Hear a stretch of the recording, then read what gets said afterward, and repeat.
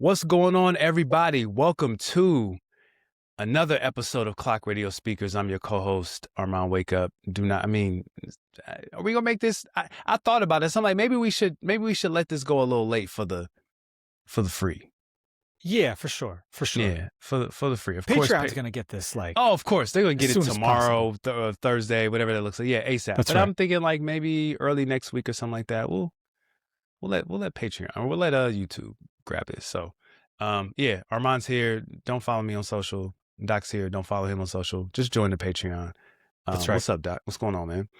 Man, I'm back from Italy. We forgot to talk about that in the pre-show. Fresh from Italy. Yeah, I did not jump out of the yachts, any yachts into the water or anything like that. No awkward diving poses for me. Did y'all do the thing where y'all on the boat and the bridge is like really, really short? It like comes up to here and you got like I don't think so. No? Okay. I don't know if that was Italy. That's somewhere in Europe. We were in Venice. They've got like the boat, the canals, boats and everything. No, we had a good time. Honestly, like it just took me like a little bit to recover. Like my body was like, got so used to, you go to Italy, it's like having pasta, drinking wine, going gelato, like you do all that stuff. Then you come home and you're like, oh, my body's like, hey, guess what? I need a salad, man. I need some spinach. I need some your body needs some nutrients. But no, it was good to get away. It's crazy to try to come back to work after 2 weeks. I haven't taken 2 weeks off since I started this job, and I feel like most places I've worked, when you take 2 weeks off, most of the time you realize, oh yeah, all that stuff, that like little stuff back and forth that I worry about it all resolves itself. Like, you know how many, nah, man, not at this job. Nope. 2 weeks. And I was just like, okay, there's the list and it's huge. So, oh shoot. Yeah. But it's all good. It's all good, man. It's good to be back. I appreciate Drake holding out, releasing anything until I got back. I was thinking maybe a single. Nah, not at all. You didn't see the DM that he sent us? Oh, no, I saw the owl emoji and I just thought it was something I didn't know was going on. Yeah. It wasn't, no, I'm sorry, it wasn't him. It was OVO Noel. It was one of them. Sent an owl. They let us know that they were going to wait on us to come back. I see. I appreciate that. I appreciate that. For sure. Yeah. I was out of town as well. Went to Colorado. How do I announce this? My mother's unofficially cancer-free. Yeah, so chemo went really well. Mastectomy went really well. They did the biopsy on it, and there was no cancer. So we're going into what should be the last phase, some radiation, and she should be home free after that. So very, very, very, very, very grateful for that. So yeah, good things. With that said, let's get into some toxicity. Let's talk about Drake, man. It is truly Aubrey Graham season in hip hop right now. Boy. So we knew we were getting one album. We knew it was going to be called ICEMAN. We knew it was going to come out on the 15th. As we record this, it's Tuesday, May 19th. What we didn't know until hours before was that there was some leaks about a lot of songs. All of a sudden, like, how long is this album going to be? People don't really know what's going on. Yeah. And then hours before, he's doing, one of these, I think the fourth one of these streams, these Iceman streams. And it turns out we're getting 3 albums, not one, 3 albums, not 2, 3 albums. Yep. Which is reportedly, I've seen this in a couple places. This is him fulfilling his deal. He is done with his record deal, presumably he wants to be. So don't know if that means he's going to try to be indie, if he's a free agent now. I mean, there are rumors that he kind of raps about quite a bit on Iceman. But the rumor is that there is a private equity firm looking to put up as much as $2 billion to sustain Drake as an independent artist. That's the rumor. Yeah, I mean, that would, assuming he can find someone willing to do that, that sounds like the kind of thing that would work for him at this point in his career. For sure. It is Absolutely. not, regardless of what this album does. These albums gonna do numbers. Seems like Iceman's gonna do at least 4, might get close to Mhm. 5, Mhm. 100 in a week. Mhm. And keep in mind, that's all streams. All This streams. rollout did not include what is now the standard of especially since he gave the date, it didn't even include a placeholder for buy the physical, get the package, get this with this t-shirt, here's the special edition vinyl. What's been happening for a couple years now, we talk about on the show all the time, is artists are putting stuff up for pre-order. They're getting they're getting, especially on the vinyls, and then they're shipping versions of the album that are incomplete, effectively, songs that couldn't get samples Right. cleared, or Yep. in the case of something like Cowboy Carter, where it's like, actually, we're just missing 4 songs because we added those at the very end. That's been happening for a while now. We're not even getting that. This is all off streams. So it seems like Iceman's going to do that. And then Maid of Honor, and how are we pronouncing the Is it third is it album? is it Habibti? We'll say Habibti, sure. Okay. They're both seemingly going to do similar numbers, somewhere between 110 and 130 in that range, but we'll see.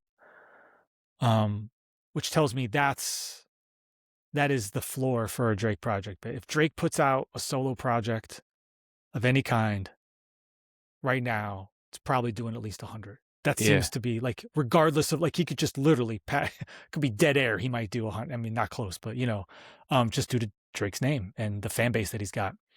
In terms of songs, he's going to have, seems like, probably 9 out of the top 10, maybe 14 out of the top 15. Which we were talking about on the pre-show about how the Billboard charts are looking right now. Spoiler alert, nobody cares about modern hip hop right now on the Billboard charts at all. Crazy.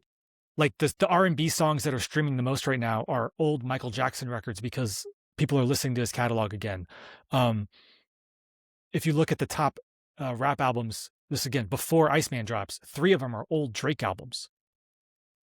Take Care quietly racks up millions in sales and streams every single year, as like it's just cruising along, because this is where we're at with music. People are listening to old music and not new music, right? Yeah. So Compound Drake's interest. Yep. Drake's gonna do huge numbers this first week. Now we'll see what the staying power is. We'll see how this goes. We'll see what sticks. We'll see what doesn't. It'll be interesting to see if he truly is a free agent, if he's leaving, if this is it with the label. How much is a label gonna care to push some of these records potentially? Not sure. But he's gonna do his numbers. Definitely. Absolutely. Yep. Huge numbers for Drake. Yep. Yep. Yep. Yep. Yeah. We're here. We're here. We got 3 albums. Yeah. I'm gonna tell you my theory. Okay. It's supposed to be 1 album. Very clearly, I think it's supposed to be one. It was supposed to be 1 album the whole time. Okay. Talk If to you me. look, if you go to his YouTube channel, he shot like an album's worth of videos. That was what episode 4 of Iceman was basically like a movie of all these videos. He did all these videos. He did like almost all of the songs on Iceman, but not all of them. And he did a handful of songs off Habibti, but not any others. And he didn't do anything off of Maid of Honor, which is crazy, but we'll get there. Right. And so I think this was meant to be like a visual album. Like basically everything that got a video shot, that was supposed to be the album. Like it was going to be one project. And my theory, no one's confirmed anything, obviously, but like, very unusual. That a label in business with Drake would say, yeah, go ahead, put out 3 albums at the same time to fulfill your deal. I think between the lawsuit, everything else, that they're like, listen, you got the music, put it out. We're all going to come clean. We can walk away. If you can put out 3 records, we'll say yes, like put it all out. Like, let's just do it. And so it's like, okay, let's do it. So that's kind of my theory anyway. I don't know if that's true, but like it's really unusual to me that he shot a bunch of videos for stuff on Iceman, but a handful he didn't. And then, Habibti got 2 videos, Maid of Honor got none. It's just a very strange, like it doesn't make any sense. You know what I mean? Yeah. Yeah. So, and Drake has been clearly working on this rollout for a very long time. Absolutely. 2 years. Which is very obvious when you listen to the album. Absolutely. In weird ways. Some songs, it's very clear. It's like, okay, he just kind of like, he realized, yep, I'm sick of this song. Let's add another part. In other cases, you listen to the lyrics and it's like, oh, this was like, it almost would have been better if I could have if the album was sequenced to tell a story, or sequenced in some way to represent like his journey over these last 2 years, because instead you'll listen to like one part of the album and he's rapping about one kind of a thing, and then you get to a different part of the album, you're like, oh, that he wrote that when he hadn't quite fully processed what was going on with Ken. You know what I mean? Like it's very clearly he's been at this for a while. Yeah. It's Drake in the sense of, and I don't want to get ahead of myself and my thoughts on the album, but it's like a collection of moments, which is how he largely crafts these albums. One of his biggest critiques from, music fans outside of like all the other stuff is that, he doesn't have a concise body of work. And as I was going back listening to his discography, because I thought you were gonna, get a, thought you're gonna do a rank the catalog, but it's fine. We'll do it next episode. We'll do it next time. Side of Thank Me Later and Nothing Was the Same, he's never done that. And I guess What a Time to Be Alive. Like a concise. They're all. Almost most of the stuff's definitely over 15. He likes a longer project. He does. He likes bloated projects because he does. We talk about these different Drakes: Caribbean Jams Drake, Rapidy Rap Drake. You know what I'm saying? R&B Drake, like all these different Heartbreak Drake. If we're going back to 08, 09, right? He has to like fulfill and satisfy all these different people. It reminds me of, I always tell the story when I went to go see, anytime you go see Kanye in concert, people are dressed like a certain era of Kanye. There's your Pablo fans with the oversized stuff. There's your graduation with the white sunglasses, et cetera, et cetera. I feel like that's what Drake albums are, just based off of the type of Drake that you want. So because that's kind of his goal, and with the idea of More Life being a playlist, honestly, he's carried that sort of mindset into his albums traditionally throughout his career for the most part. So I just think that concise, I wish he would just, he's shown you who he is several times and you guys just refuse to believe him. We'll get there, but we're not going to get that. We're going to get what we got. And really, truth be told, I actually prefer this format. Interesting. You prefer the give me everything. I don't know if it's just my ADHD brain, but I just like structure here, structure here, structure here. Like I don't need to go all over the place.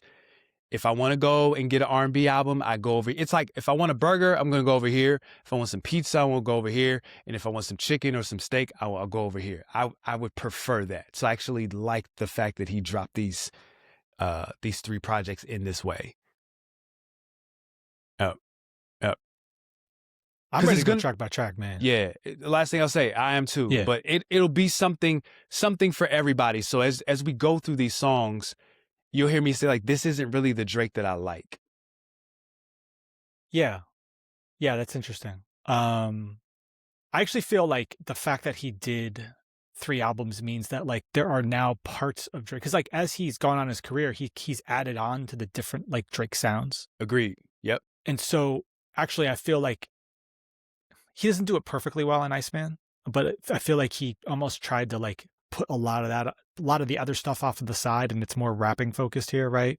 There were times where I was like, man, actually, like, would have been nice to have a little like palate cleanser here or something, There's a couple of breaks in palate cleanses. There's a couple on Iceman. Yeah, there is. We'll get there. There's definitely like a sound that he has sunk into. On this project for sure. Yep. Yep. Yep. Yep. Yep. All right. All right. Let's do it. Man, track one. It's called "Make Them Cry," produced by. By the way, I know we are like over we have passed the Rubicon when it comes to like number of producers on a project. There's a song on this project that has 12 producers on it. Like I can't. So first of all, I want to thank you for actually having the credits, because they're still not on Apple Music. Yeah, they're not on Apple Music. They're not on a wiki. You got to go scour through. So what Genius has been doing is basically scouring through producers who are tweeting about their involvement in songs and doing it that way, which is the only way to do it these days.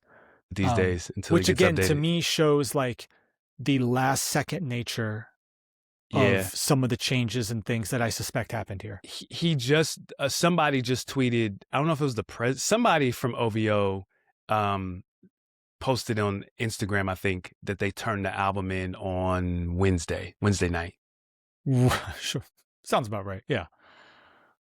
And considering how many producers apparently worked on some of these songs, God help them for figuring out the splits. Like, I hope somebody's job, he's got somebody on payroll whose job it is to figure out, to get all this down. Split sheets had to be getting passed out in the studio like pretty consistently. Yeah. Because it's a lot. Sample clearances, a lot. The other thing I want to say is, we talked about how long it's been in the works. ICEMAN was supposed to come out last year. There was there's a song in here that was the single from last year. What did I miss? There are songs in here that leaked out in certain different ways that were reformatted. So there's like, as I was going through this, I was trying to figure out like, oh, is this like 2025 ICEMAN, or is this like V1 ICEMAN, or is this like V2? Like trying to, in sort of Kanye leak tracker speak, right? I'm like trying to figure out like, okay, when did he clearly like add to it? I think "Make Them Cry" to me is very clearly a more recent record. If you just think about like the way he's rapping, this is produced by, I don't know, like 6 people. It's a classic Drake intro where there's going to be beat switches plenty. We'll talk about the beat switches. A lot of beat switches. And he's going to do his thing where he's just going to rap for like, however many minutes straight. This is his new sort of trope of a record where he's like, yeah, it's a 5-minute record. Guess what? I'm going to rap the whole time. And it's like, okay. He's got like three or 4 of them on this project. It's He's like, got okay. a few of those. Yep. I remember when Drake used to be good at hooks. You remember that? That was I mean, there's some hooks. There's some hooks on here. Yeah, well, I mean, it's clear he's created this rapidy rap Drake, where he needed. This was space that he created when he needed to express himself in this way. Like, clearly, he has been not sleeping well, taking lots of drugs, and doing a lot of thinking and soul searching. That much is very clear. Kind of soul searching? His version of, because I want to get into that. He's not there yet, one thing I learned being in the mental health field is that it takes some people longer than others. And what I hear consistently is, for him, these are leaps. These are leaps. Yeah, for sure. Like, especially this song, when this people song are is like, exactly right. Right. This song especially. Go ahead. I mean, he even has to like, he talks about he's got a therapist, but then he has to, of course, be like, oh, but I find her attractive. Try, like, he can't even like, but he's talking about like, basically like part of him died back in 2024, which is, there's a world where this is the intro. And he's like basically being like, I'm going to talk about what happened. And then we just move on, so to speak. Yeah. Which is not the project that we got, which I understand. No, to a certain degree. I'm shocked. Here's what I'm shocked about. There are people who have been talking about Drake and Kendrick for the last 2 years, telling Drake to move on. So you've been talking about this for 2 years, but he can't. Like, this is exactly. if you thought you were getting anything else from a Drake project, listen, y'all. This man was publicly humiliated. We have never seen an ass whooping like this, ever. Never seen at this level. Also, this late in someone's career, right? Absolutely. Like, Jay and Nas was only 5 years after Reasonable Doubt. Yeah. You know, like, it wasn't really that long ago. Whereas Drake is as far away from So Far Gone as Donda was from College Dropout, which to show you how deep in his career he is right now. Okay. Absolutely. To then pick your, like, I mean, effectively, like, he didn't really pick, like, you could see a world where he's like picking himself back up and he's coming up, but like, he half the time he's like picking himself back up, and then half the time he's pretending like he never fell in the first place. And this project is very all over the place with regards to that, right? And I part of me thinks that's why, like, as I'm listening to this, I'm trying to tease, like, this is why I think Make Them Cry. It's like, I feel like this is a more recent record, especially like even just because he says, you know, he's talking about to turn 40. Well, he turned 39 last fall, right? So like, this is this is something after ICEMAN V1 would have come out. So like, this is something more recent perhaps. And it's like, oh, so maybe he's like actually processing this and actually getting through this, you know? But it's also the opening track. So it's a little jarring, you know, a little jarring. Little jarring. But I also think, like, and I think this is your point, like, progress is not linear. And so like Drake, he's just putting it out there. And so it's very, very possible that, like, yes, he's going through therapy. He's trying to deal with this. And some days he feels like Make Them Cry. And some days he feels like Dust, you know? And which one? You know what I'm saying? Absolutely. And you're going back and forth because people think that, you know, somebody's process or mental health journey or whatever is linear in that way. And it's just not. Some days you're like, you can conquer the world, and some days you want to curl up in a corner depending on what you're dealing with. Because, you know, Drake he's never had to do this. When people are asking for Drake to be more vulnerable, you listen to his older music, like, he was such a naive kid. Like, his processing and his vulnerability was very innocent. And so people were able to relate to that. But when you're I realize, like, when you're the biggest artist in the world and you're the guy, you are the guy, and you've been the guy for a long time, 15 years, you've been the guy. Do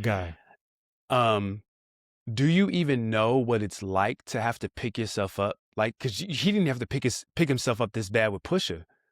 No, right? No. I mean, was that 2018? 18, yeah, because that was Scorpion. You know what really helps is, I mean, 2018 for Drake was one of the biggest years you can possibly. Absolutely. Like, that year for him is kind of bananas. I mean, that's even, never mind his own projects.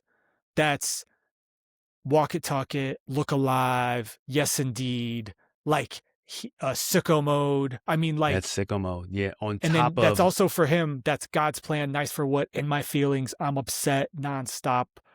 Like, huge. That's an insane year. So to have the Pusha thing happen in the middle of that, all right. You know, he took a small L there, sure. So when your success carries you in that way, you don't really have to go there. But when you get knocked out the way that he did, you now have to go to places that you haven't had to before.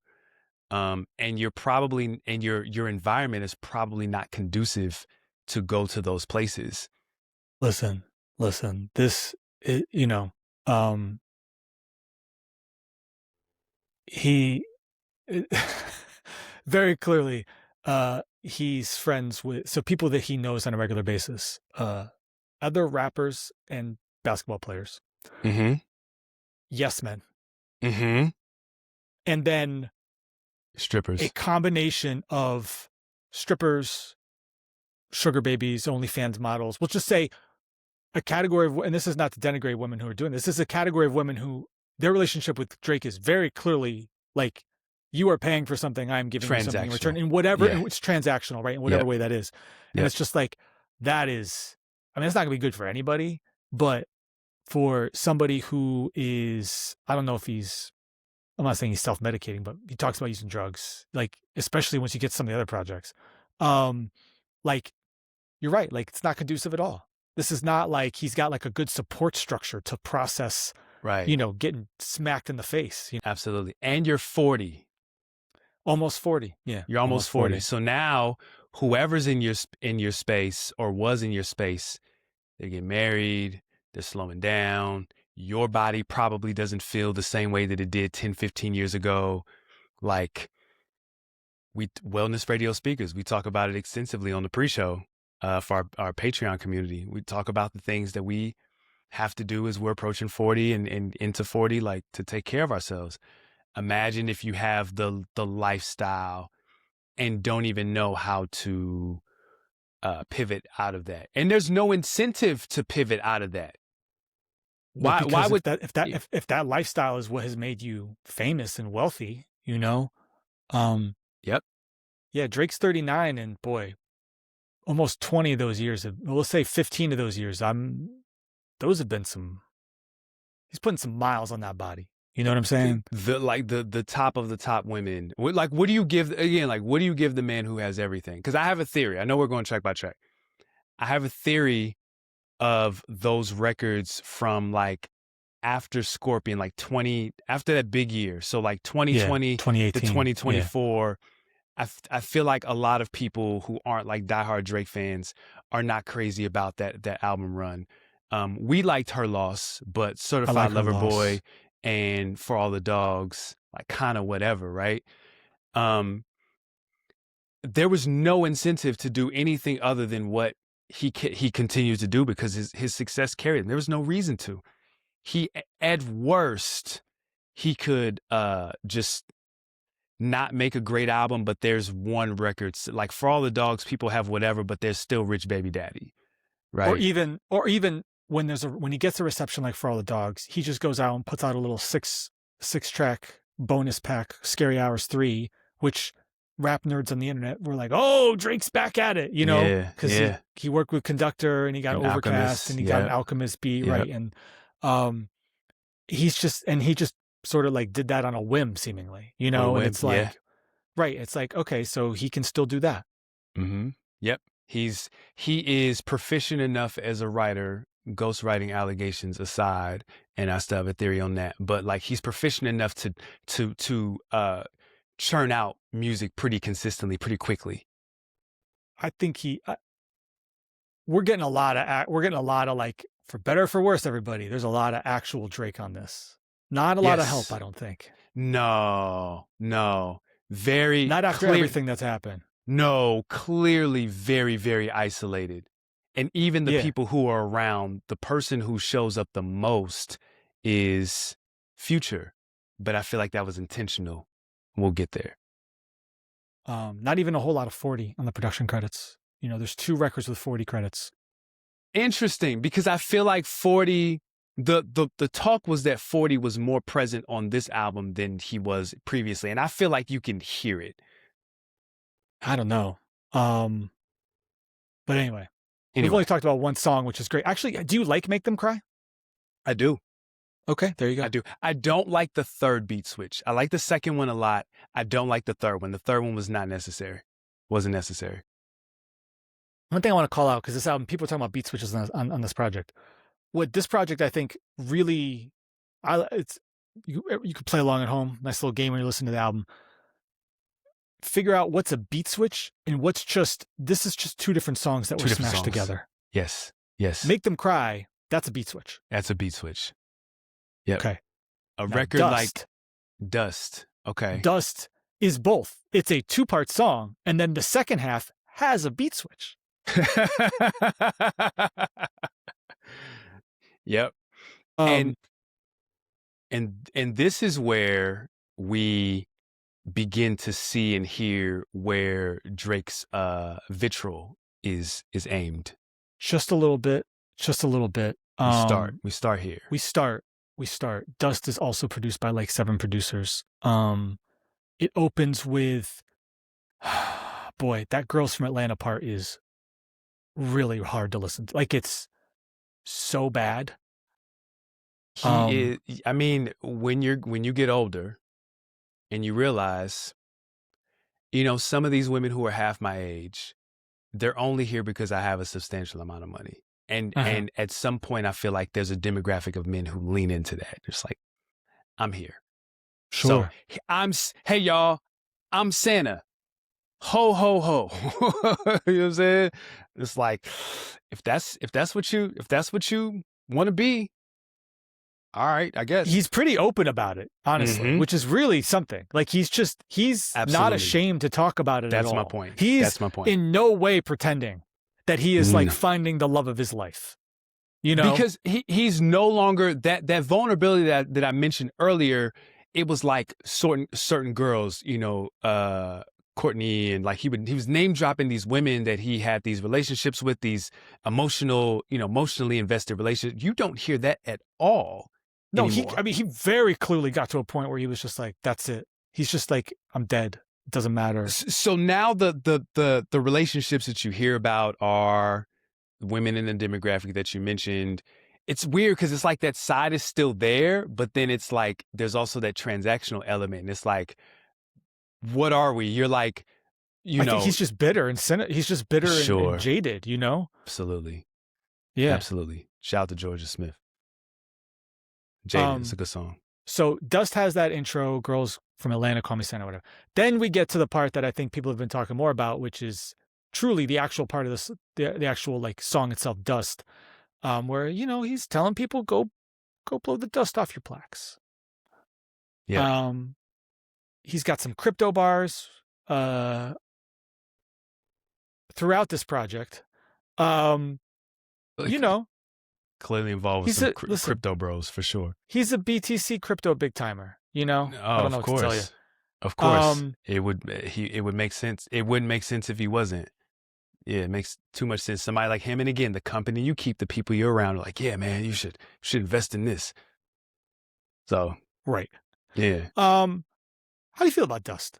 I like Dust. I think Dust is dope. Yeah. I don't like the first part, but when the beat switches, I'm here. I'm here for it. That beat is kind of hard. If I had more time in my life, as I've been walking around listening to this project, this is what I use, you know, my dog walking time for. It's like prepping for the show, basically.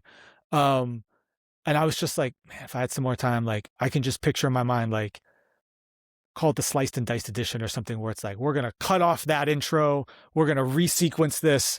We're like, he needed an editor a little bit. He needed something here, right? I don't know if actually him and Rick Rubin would be fascinating. But nothing would come out.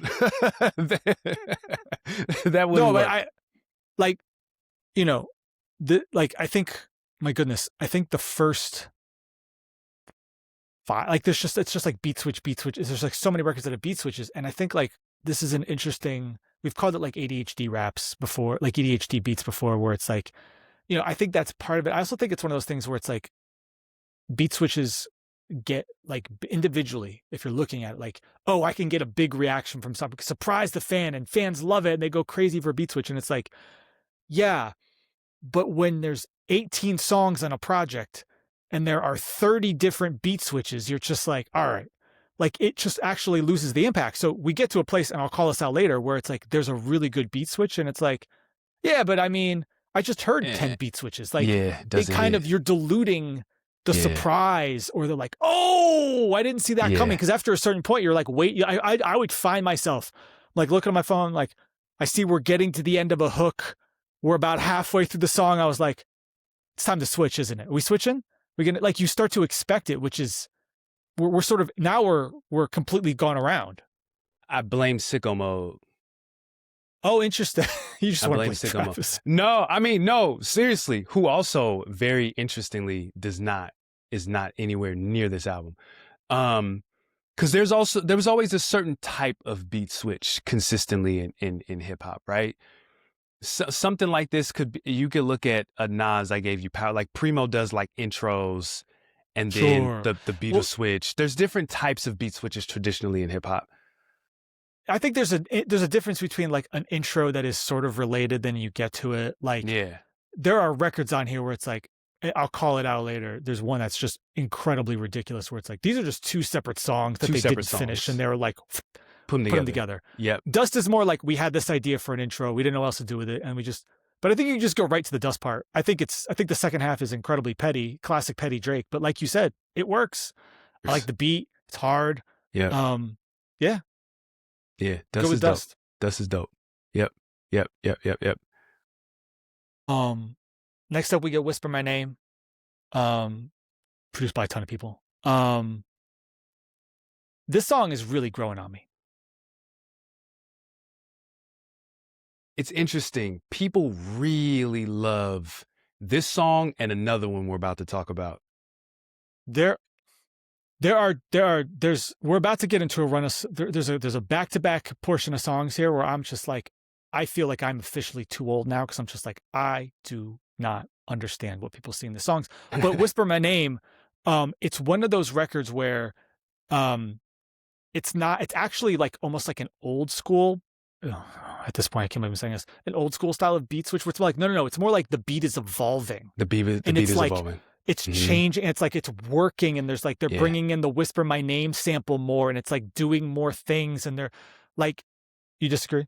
No. I'm with you. I have a question about that, but no, go ahead. And so like I found myself like, this is one of those records. Really quick, a side note. This is an album where if your practice is to skim songs to see if you like that record, this album is going to be really problematic for you. You actually have to like, you got to at least like fast forward a little bit, jump around, see if you hear, because it's like the stuff changes. But Whisper My Name actually rewards you listening all the way through, which is why it has replay value. Yeah. Because initially you're like, okay, you're listening, and then you get to the end and you're like, oh wow, like with the way that beat evolved and the way he kind of went, it's like, wow, that's really he's really kind of cooking, you know. There are some, sorry, I don't mean to send shots at our boy from Detroit. There's a lot of Big Sean bars on this project. There's definitely some on Whisper My Name. A lot. This is how I know Drake's writing 100%, mostly for himself, because it's like you can tell he's got a couple different styles now. He's got it's the 8 a.m. in Charlotte flow. He's got a couple records like that with that flow on here, and then he does the old, like he's like, it's like, this is what he knows because this is what he came up on. We call him Big Sean bars, but this is the days of hashtag rap. You know, like this is where Drake comes from. You know, so when he's going back to that, I'm like, this is Aubrey Graham. Yes. Yep. Sometimes it's incredibly corny. Yes. Sometimes it's corny. Yeah. 100%. He'll follow up, because I want to say in general, I think that there is some incredible rapping going on in here. The pockets he finds. I do think that outside of the foundational types, archetypes of flows and pockets, he's also finding some different pockets that are new for him. He's writing, I think there's some simple bars that work really well. There's some simple bars that are really bad. There's really also, bad. Yeah, there's some, but like, my ultimate point is, in the midst of all this, I'm like, yo, there's some records where I'm like really impressed at how well he's rapping. He'll sneak in, like, there'll be just like this stanza of great writing and great pocket, and like in bar 6 or 7, it's just the worst line you'll hear in your life. And then he'll get back and he'll say something incredible like right after that. And then he'll say, what kind of man are you? A middle one, which is so, it's so bad. It's Kanye-esque. It's Kanye. Where like he goes for it, lets it sit there, and then you're just like, well, he really just said, what kind of man are you? A middle one.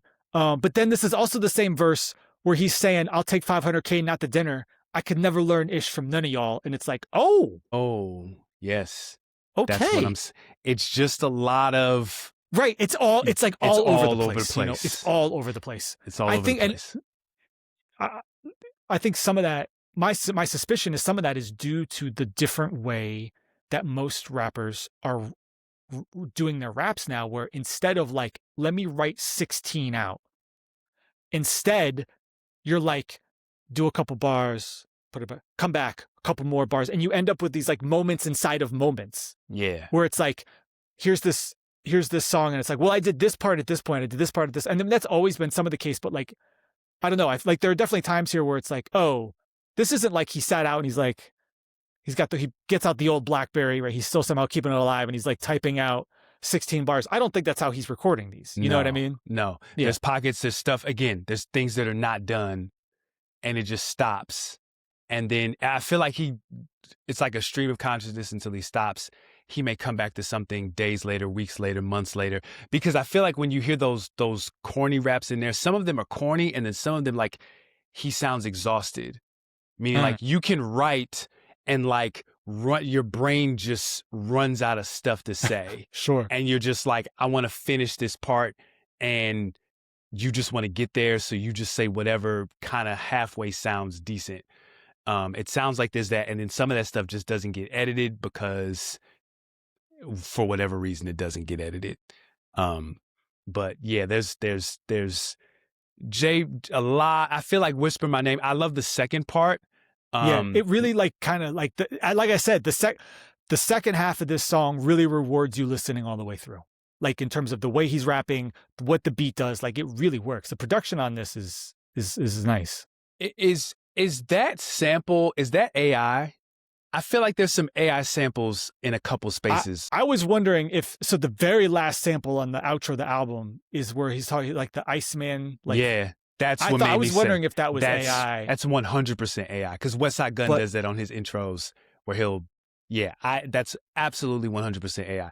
You've got Roy Woods and all these other OVO artists in the proverbial sweatshop that could sing you something, but instead you go to AI. We go to Who Sample. Who Sample's been pretty good on the. They have. Let's see. Do they have anything for this record? I don't think so. Nothing yet.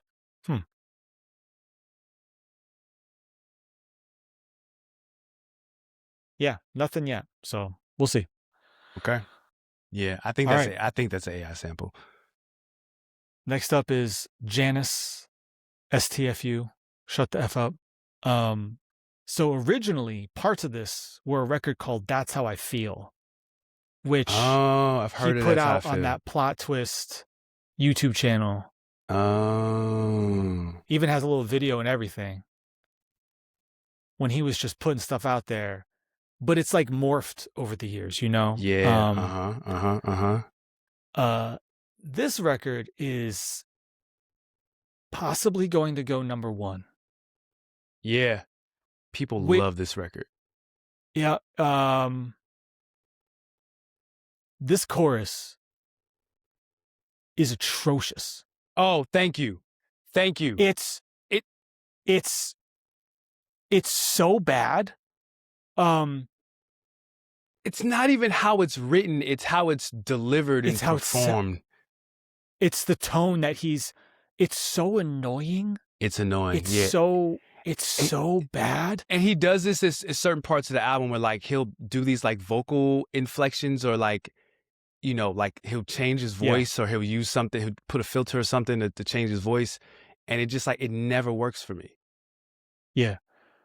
Aside from the chorus, once he starts rapping, it like the second verse is repurposed from That's Just How I Feel, but like once he starts going, it gets better to me. The second half, he's taking the rapping, he's taking shots at Kendrick, like we get it. It's what's amazing to me is that he has decided to really double down on the whole Kendrick isn't really for the people. He's just doing it for show. He talks about handing out turkeys. It's like and turkeys and head back to the hills. I love that for like he's just doubling down on that. It's like amazing. He must really either feel strongly or like he thinks he's got a source or like it doesn't make any sense to me because like I mean that's the way he's talking consistently throughout this album is like I know something about you. You went to Cranbrook. That's a private school. Like that's the tone in It is. much of these and it's like, I appreciate much of the banter and the back and forth, because it feels like, on one hand, it feels like I would have loved for you to just like drop a nuke. Some people got nuked. A couple people got nuked. But like, if you have smoke for Kendrick, if you have, like, even his smoke for Kendrick is like, even though it's in depth, the more I listen to this, I'm catching more and more stuff. Yeah. So he's talking about Kendrick quite a bit on this album. Oh, quite a bit. But I guess I was like, I really wanted him to just like, go for it the way that he did with Rocky or Khaled or J. Cole. Yeah, like, Khaled gets it on this. Rocky will get there. Really gets it. Yeah. And Joe Budden gets it. J. Cole gets it in a couple spots. Kendrick is like interwoven everywhere, but I mean, also, like, I don't know, like, Family Matters is about as direct of a song. Like, he has said anything he's ever wanted to say about Kendrick, theoretically. You know what I mean? But like, I don't know, man. As a battle rap fan, I just want you to like, you can.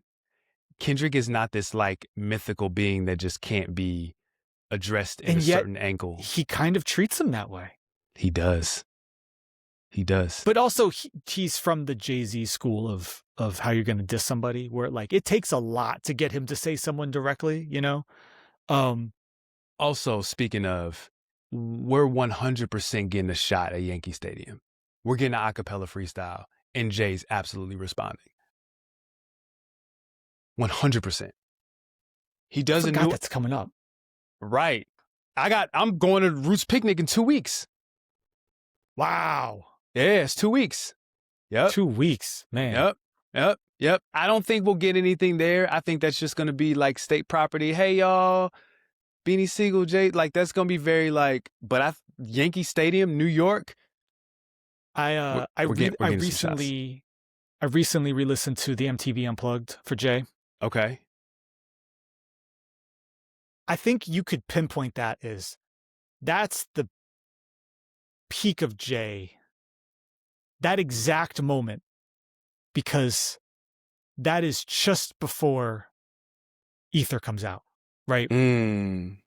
Like, he did take over, Blueprint came out, crushed the buildings. Like, that is absolutely peak of his powers.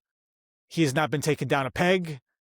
He has been running the industry for many years. Like, it's like the mountaintop for him right there. Now, obviously, Black Album is very successful. He has other projects that are very successful, but like, this is like unparalleled. Like, he's still rapping at an incredibly high level. Although people don't talk about it. People totally forget this, but like, a lot of people by Blueprint were like, all right, he's kind of losing it a little bit. We were around the time you and I met. Bounce up like round ball. You know, people had like the oven door. Yep. Yeah. People were like, all right, Jay, this is kind of, these are corny lines. And interwoven into incredible rapping. Right. So that's why Drake and Jay there. Drake has a couple of stepbrothers. Kanye's a stepbrother. Joe Budden's a stepbrother. Jay-Z is absolutely a stepbrother. Oh, sure. Yeah. All right. Anyway, Janice STFU. This record's not for me. Maybe I don't like it. I don't. It's blow my mind that people like this record a lot. Yeah, it's crazy. They love it. I don't get it. Yeah. I'm not. That first half is so bad. Like, it gets better in the second half, but like that first half is so bad. The beat and aside from the hook, again, I think the rapping is really interesting.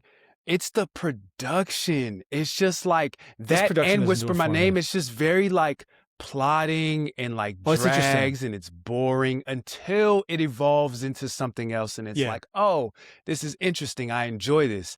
So I'm really sitting there looking around. It's like there's this big house party and everybody's dancing, and I'm like, oh, this is the song that is turning the club up. Okay, what are they hearing that I'm not? Right?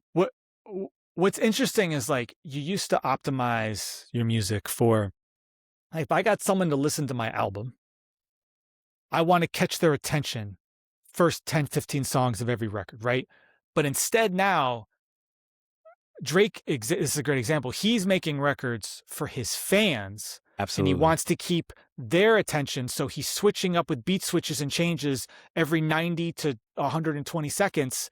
But like, that's not how you're going to catch the casual, because the casual's never going to get to the second beat switch because they heard the intro and they're like, I don't know what this is. Keep going. Mean, and I would even say to that point, I don't know if there's honestly, I don't know, but like, Drake is such a polarizing figure, especially coming out of this battle.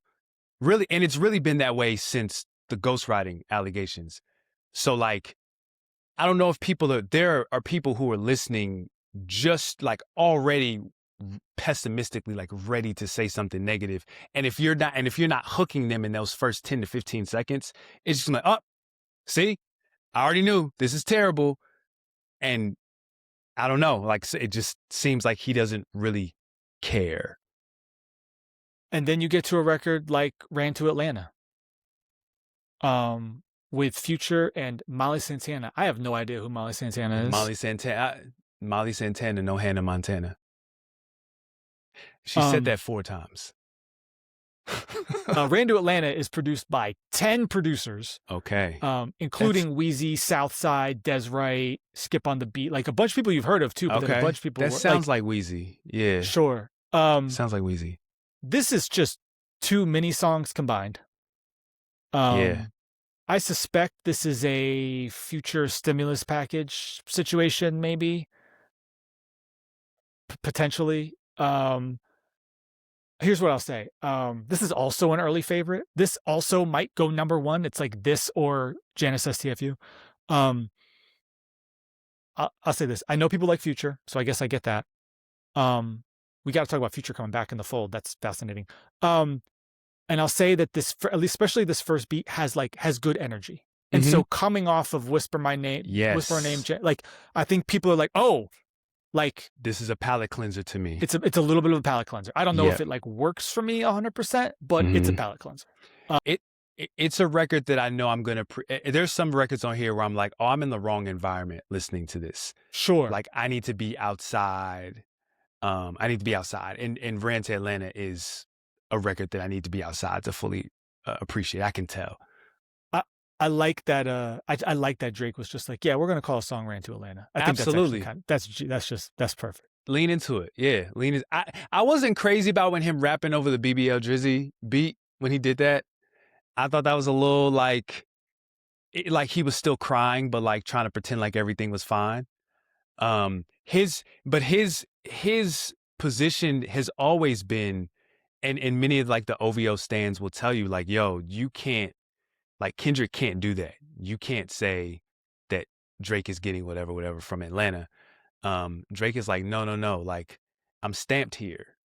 And all the artists saying like, nah, we don't have a problem with Drake. Like cool with us. Like that kind of, I feel like that speaks. I just wish there was a more pronounced statement to make with that. Like I don't get Future. I do, but I don't. Because he's another stepbrother for sure. They missed each other, and I think that's one of the reasons why this record may go number 1 is because I feel like there's a Future Drake. That's another segment of artist Drake, and there's people who love What a Time to Be Alive.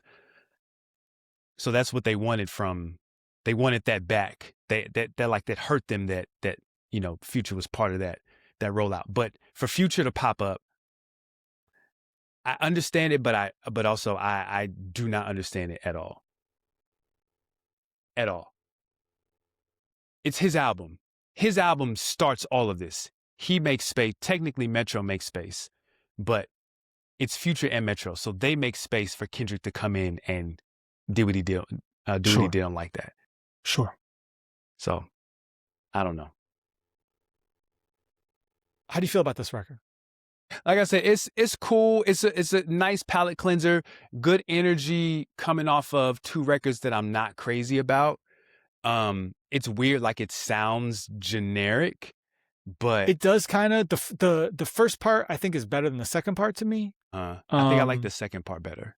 The second part, so if Genius is correct, the second part actually was originally a Future, like, in progress record, that I'm sure he brought, which makes sense because Drake's barely on it. But yeah, it's interesting. I like I like part one, but maybe that's, hey, something for everybody, right? You like part two, I like part one. But either way, it's like, I don't know. I would cut this, but that I would have told you before I saw the numbers, get this project off here. Get the song off the project, but Yeah, people like it. people like it. Yeah, yeah. When they perform this at Rolling Loud, it's going to be a moment. I already know. All right. Shebang. Yes, go ahead. Produced by Manish, and 40 does the outro. Okay. This was an early favorite on socials. This beat is great. I love the feel of the song so much. I love the feel. This is where the album picks up for me. Shebang is interesting. Shebang is fire. Yeah. It's people are not fans of Drake's very like what's the word I'm looking for? Not sing-songy.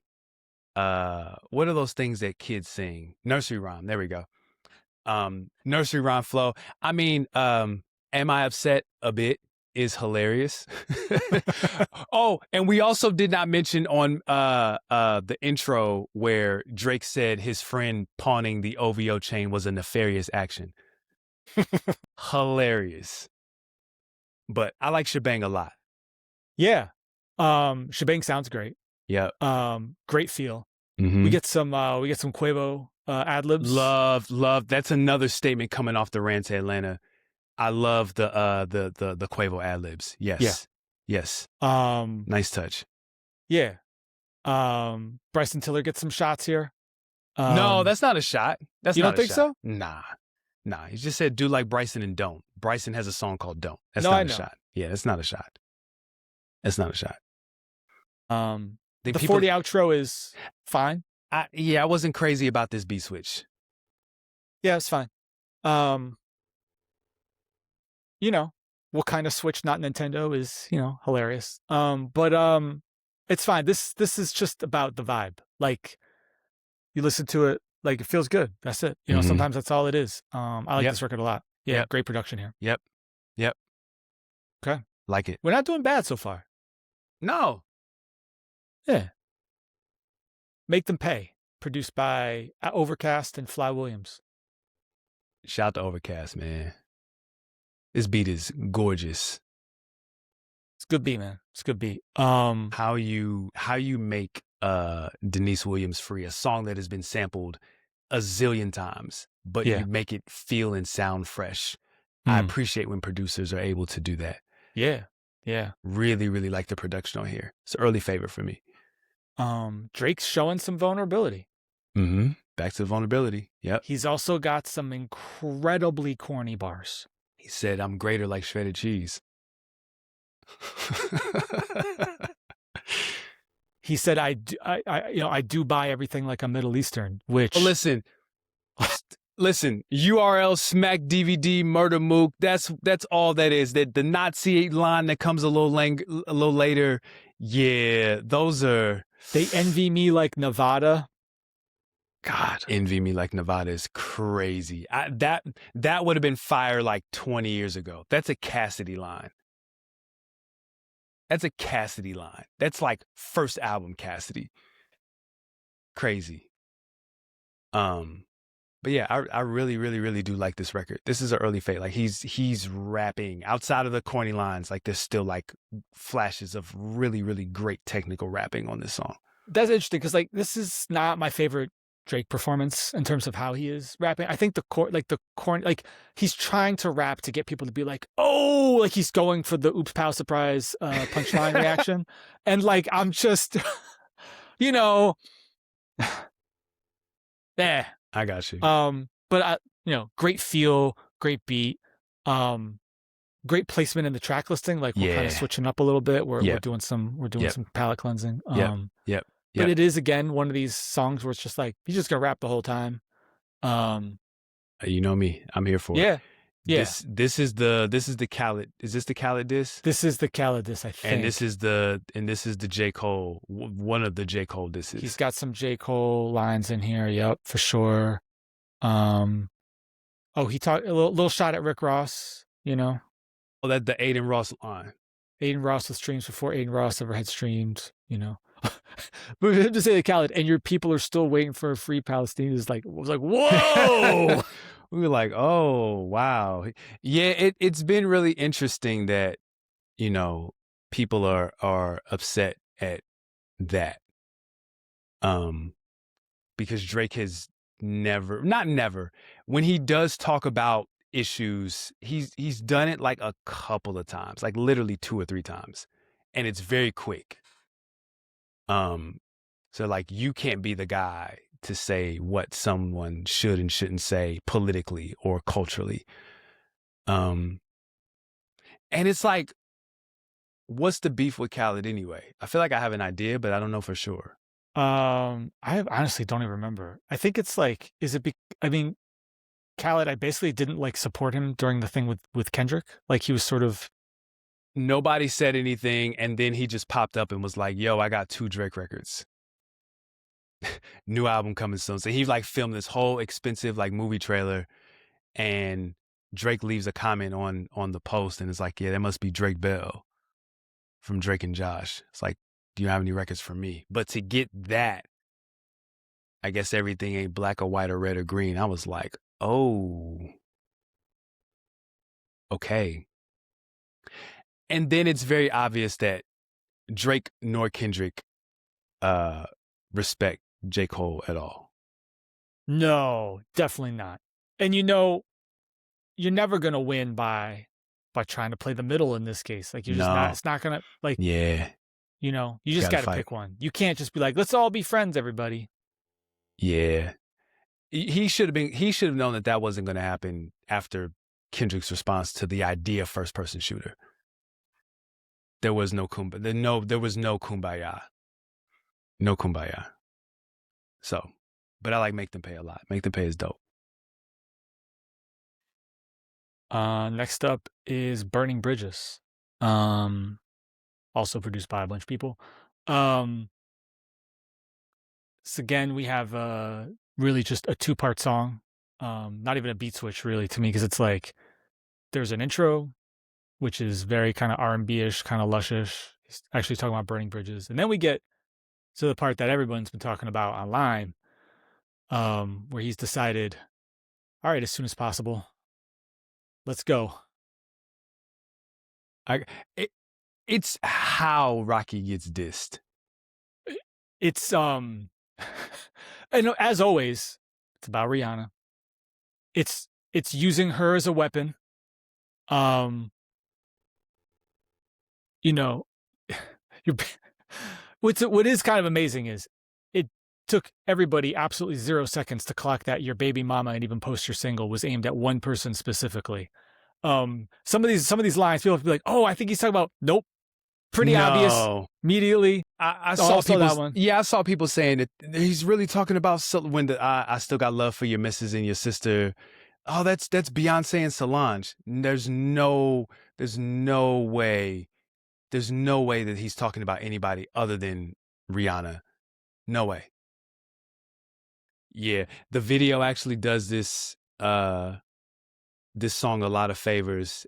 Yes, the people singing in the background, like, which just actually adds. I feel like if it was on the actual song, might have actually been fun. Like if it's basically, it sounds like there's a whole room of people like taunting ASAP to saying like that could have actually would have taken this to like almost another level. And I think that there's room to do that now because people are calling for it. Like, this is the thing about streaming, right? Like, swap it out, mix the record in or mix that in and put it on streaming. Why not? Yeah, go for it. You know, like I would cut the intro off this, honestly. Like, imagine if you're skimming this project and you hear him sing about burning bridges and you're like, all right, I know what this song's, it's called Burning Bridges. He's singing about burning bridges. I don't like singing Drake. Next. You'd never even know. I see, and I feel like at this point there's been so many beat switches, it kind of tells you like you have skip. to stick around. Yeah. Yes. I think that's fair. Yeah, stick around or like skim past. Right. Do the Kim to it and skim through it. It's weird because like I actually think I like the intro by itself, but like everybody just wants to get to the when do we get to Firework Factory? Yeah. Right. Like when do we get to the second part? Yeah. He's not saying anything like super technical or super interesting, but it's just the feel. It's the feel. Yep. Yeah. And to me, in those instances, like that's great writing to make something simple and palatable. That's like really, that's a skill. That's a skill. So, and again, to just like, he just little boys Rocky every time. It's crazy. Like if I was as soon as possible Rocky, like he would have to see me. He would have to see me. There would be no squashing. Like we would have to fight. But I like Burning Bridges. I like the video version better, but yeah, this record is cool. This record is dope.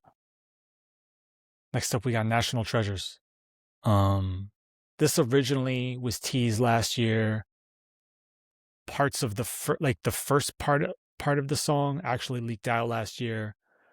This is produced by my list here. We got Little Boy Wonder on here, Little OZ, 9 other producers apparently. A lot of producers. Okay. Which makes sense because there's a lot going on this song. We got some NBA bars. It's playoff season. This beat switch is wild. I like the beat switch a lot. This production is fantastic. I like Drake's energy. I like the flow. For the most part, we're avoiding the Big Sean bars. This might be my favorite song right now on this project. This song is crazy. Okay. Song is crazy good. This song actually, it's weird. It feels like an intro. And it feels like it should be somewhere earlier on the project.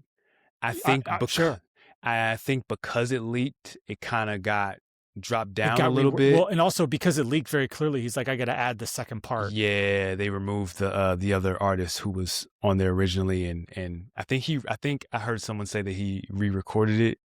I'm sure. Yeah. Yeah, this was a record when I heard the beat on the ICEMAN streams, like, oh, this is dope. And then I heard the song and I was like, eh. But then to hear it on the context of the album, it sounds way better. Way better. This record is dope.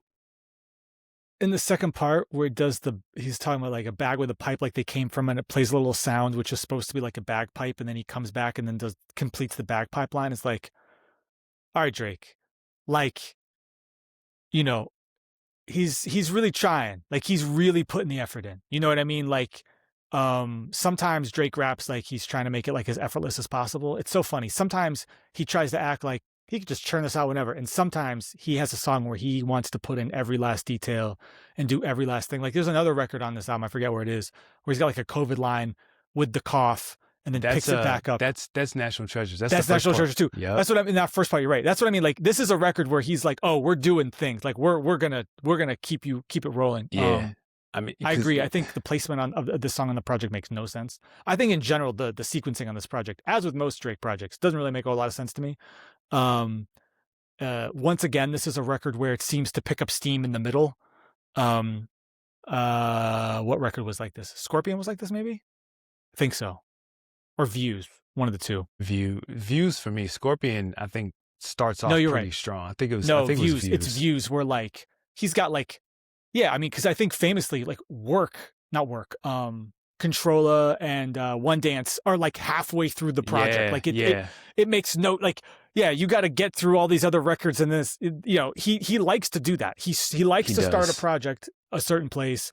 He likes to kind of peak in the middle, and then we kind of trail off towards the end. So yeah, this is a strange spot for this song, but I really like it a lot. I think it's great. National Treasure's fire. Shout out to Gregory Hines. Yeah. That's so if you don't follow Armond on social, this is which he told you not to, so you shouldn't. the second half of this beat has it's a reversed, slowed down Gregory Hines sample from 1988. Yeah, I should have posted it in the Patreon chat, but that you sent it to me, even though I follow that account. Yeah. But that was, I just bust out laughing. Like, there's no way we found that sample in a Gregory Hines record. That's hilarious. Well, you know what's kind of incredible is like, because there are no real posted credits and people are just doing detective work, that meant that somebody realized there was a reverse thing, reversed it, and they were Shazamming, or they were like trying to figure out like, how do I find the sample, which is, man, crazy. Yep. But no, National Treasures, I like this record a lot. This is good. Yep. It's really good. Yep. I'm with you. I'm glad I didn't pay it. This is one of those records where I'm glad I did not pay attention to the ICEMAN streams. This was a total surprise to me. Oh, I had no idea. Yeah. Good for you. I was like, oh, okay. Yeah. Yeah, good for you. Okay. That's what's up. Yeah, I've learned to like not really. I don't really do leaks like that anymore. It's weird. I'm more into. Oh, go ahead. Even though I sent you when it was called 1 a.m. in Albany, I did send you that leak. I'm more about like, my interest in leaks is more like, oh, is this something that could have made it and didn't, like that kind of a leak, more like a leftover, right? Like that I'm interested in. Yes. But I don't need to hear stuff that I'm gonna hear 2 weeks later. Actually, a bunch of Drake records leaked, and I have them. Yeah. So like Supermax, there's a record called Hasta La Vista. Yeah. There's another record. I have those records. I downloaded them, so maybe I'll throw them up for the Patreon. Yeah, you should. Yeah, you should. I got you. All right, now we get to Bees on the Table with your man 21 Savage. Yep. The only person to publicly say something in defense of Drake during and immediately after the battle. So maybe this is a thank you? Yeah, I think so. This song is boring. Boring as all get. I get it. This is the, hey, y'all, getting out my record deal because somebody's about to pay me a lot of money. This song is phenomenally boring. The beat switch is desperately needed, actually. Yeah. It helps. But I don't ever need to hear 21 Savage in a monotone go, bees on the table. Like, no, there's no energy. What is the point of having 21 Savage on a song with no urgency? Sure. You're completely missing the point. The whole point is, it's supposed to feel urgent or ominous or something, and then 21 can come in and contrast that with his understated delivery. You cannot give 21 Savage a slow plotting record and then have him do a monotone delivery. You're going to put me to sleep, which is what happens here. This should totally get cut. Unbelievable. What are you going to do? What are you going to do? This is the first record where I was like, nah. Like the Janice STFU, I was like, oh. It's Janice is one of those records where I concede it and say, yo, this is not for me. Because people love it so much. I'm just like, okay, this record is like, nah, this is boring. Like really, really, really, like aggressively boring.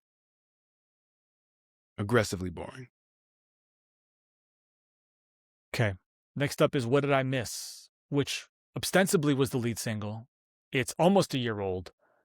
I feel like we just didn't really pay much attention to the song when it came out. Because this is when we were telling Drake to sit down and shut up. Because it was like we had the, all the, like he put out 100 gigs and he was just leaking stuff. And it just felt like he's just putting stuff out there. Yeah. In the midst of all that, I think this song quietly went number one at one point, or maybe I know it debuted at number 2. I think it might have gone number 1, which seems kind of crazy to me. Yeah. This was very clearly supposed to be the anchor, the leads, the big single for whatever the first iteration of ICEMAN was going to have, right? The kind of branding that the cover art for What Did I Miss, like the old ICEMAN branding, where it's like kind of the like a little blurry with the like like this is very clearly of a different era of ICEMAN. Yeah. I'll tell you what, I feel like we all slept on this record. It sounds so much better in the context of the album. So much better. There's still like, this song is actually kind of in a weird way like a microcosm of this project, where it's like there's so much going on with these beat switches in this production. You get to a point where you're just like, all right, like by the last beat switch, I'm just like tapping out. I'm just like, all right, that like Vince ran in the ring, hit the bell. I'm like, all right, tapping out. I'm good. Yeah. I just read the Vince biography called Ringmaster, I think. Okay. Yeah. His life story makes a lot of sense. I'll say the thing about Ringmaster is like the guy and he talks about the author talks about this in like the sort of a little bit at the almost like a postscript to the book, where like he basically just like he was writing so much that he basically called it he basically just like ends the book in 99. And then he does like an add-on to basically like try to like zoom you through and kind of like connects it a little bit with Trump in a way, which is true. He could have did that at WrestleMania 5. He does. Oh, that's all a part of it. Don't worry. Yeah. I mean, it's fascinating. It's like it's great. It's so great to relive. You're sitting here like, wow, man. I was like, this is like 99. I was watching it all the time. Every like 99. Monday. Absolutely. I was going to, because SmackDown they would that was pre-taped. Yep. So I'm finding, this is like old internet. I'm finding sites that are giving me the spoilers. I'm printing them out before school so I can bring them to show my friends. Yeah. To be like, oh, this is what happens. Wow. Like this is when I was deep in it, and deep so it's like, wow, I forgot about like The Godfather and the Hose. Yep. And I forgot about, and it's like, boy, Val Venus, Kai-En-Tai. Val Venus. Yeah. Yeah. It's funny because now he's like super Trumper, hyper conservative. It's like, that's like, God, is that just like is that the pathway? I think like, dude, I don't know. But no, it was wild to revisit a lot of that. It was wild to learn about his childhood. Yeah, his childhood is crazy. Yeah, his childhood's real crazy. Yeah, his childhood is nuts. Yeah. Makes a lot of sense. But it's the guy's like, oh yeah, he's basically gonna write like a part 2 to the, because he wrote so much. He just found himself. Yeah, he got to a point where he's like, this is gonna be 800 pages if I keep going. He's like, he had to call it somewhere, It's like a Bible. It's like this thick, like Vince McMahon, like wow. Right. Yeah. Okay, anyway, I'll check that out. But yeah, you stopping at 99 is like, it's a real twist. Basically, like not too long after Owen Hart dies, like not too long. Oh, you're missing a lot. Of course you are. There, yeah. Well, like it's not too long after, because they talk. It's like Owen dies, and then like they kept the show going, and there was like the wrestlers almost boiccotted. It was like a whole thing. Yep. And they don't go too deep after. There's like one more thing that happens after that, but they definitely don't even make it to 2000. It's like. Yeah, it's because it's crazy.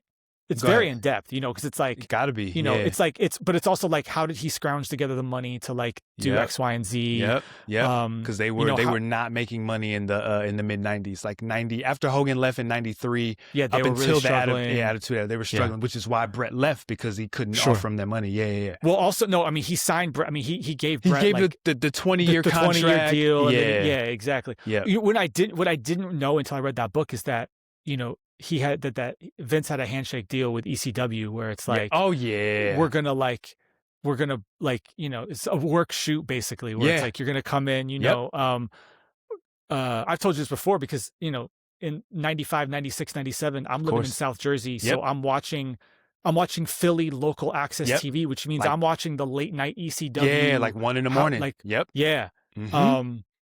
Man, brought back a lot of memories. Anyway. Yeah. Okay. What did I miss? Got me want to read this book. Yeah. What did I? Yeah. You know what I did? I think you're gonna read the book and be like, I know all this. Yeah, it's fine. It's fine.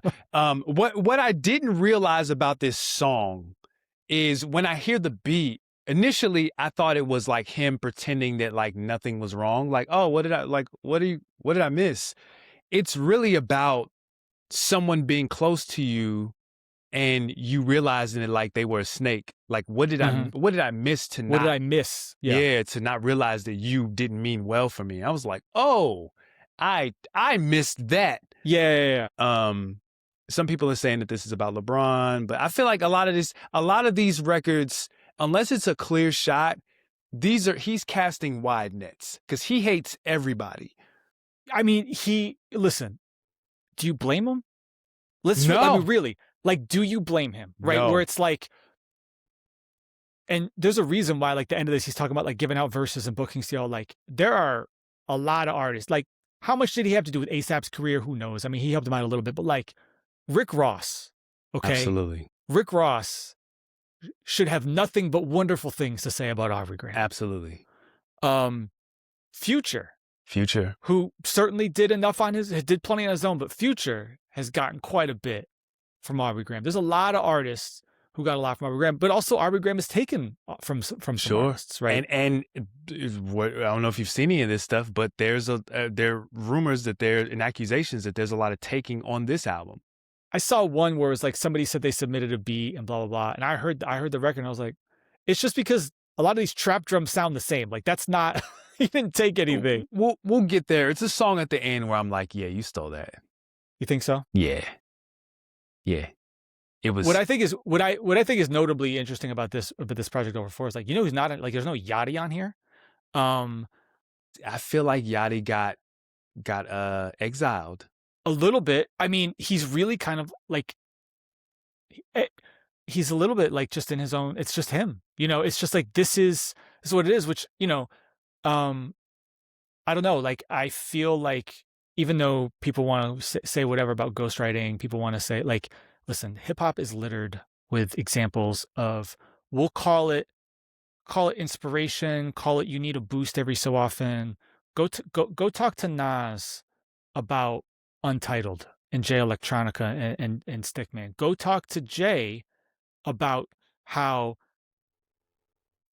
all of a sudden he sounds a lot like Young Chris. Sounds a lot like Young Chris. Yeah. Not saying Chris wrote, but he clearly got inspiration. And just like, Drake referenced it, and we kind of joke about it, but it's like, listen, we all know that while Kendrick has written references for Keem, he has also been inspired by Keem. Absolutely. If you are around for a long time, you're gonna need inspiration to switch things up. And what seems super clear about at least these projects, at least songs on ICEMAN, we get to the other projects, I think it's a little different. But for these kinds of records, it is just him.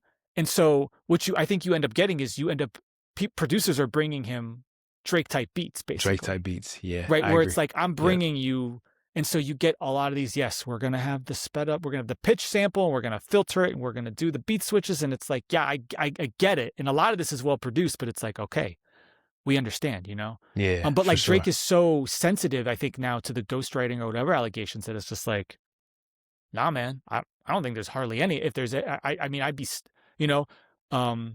rappers have gotten inspiration or gotten help for a very long period of time. Absolutely. I mean, now you even have a world where it's so amazing. Somehow, like, it's totally fine that Nas had Quentin Miller helping out on a project recent, like one of his last projects, and it's like, wait, huh? What? Huh?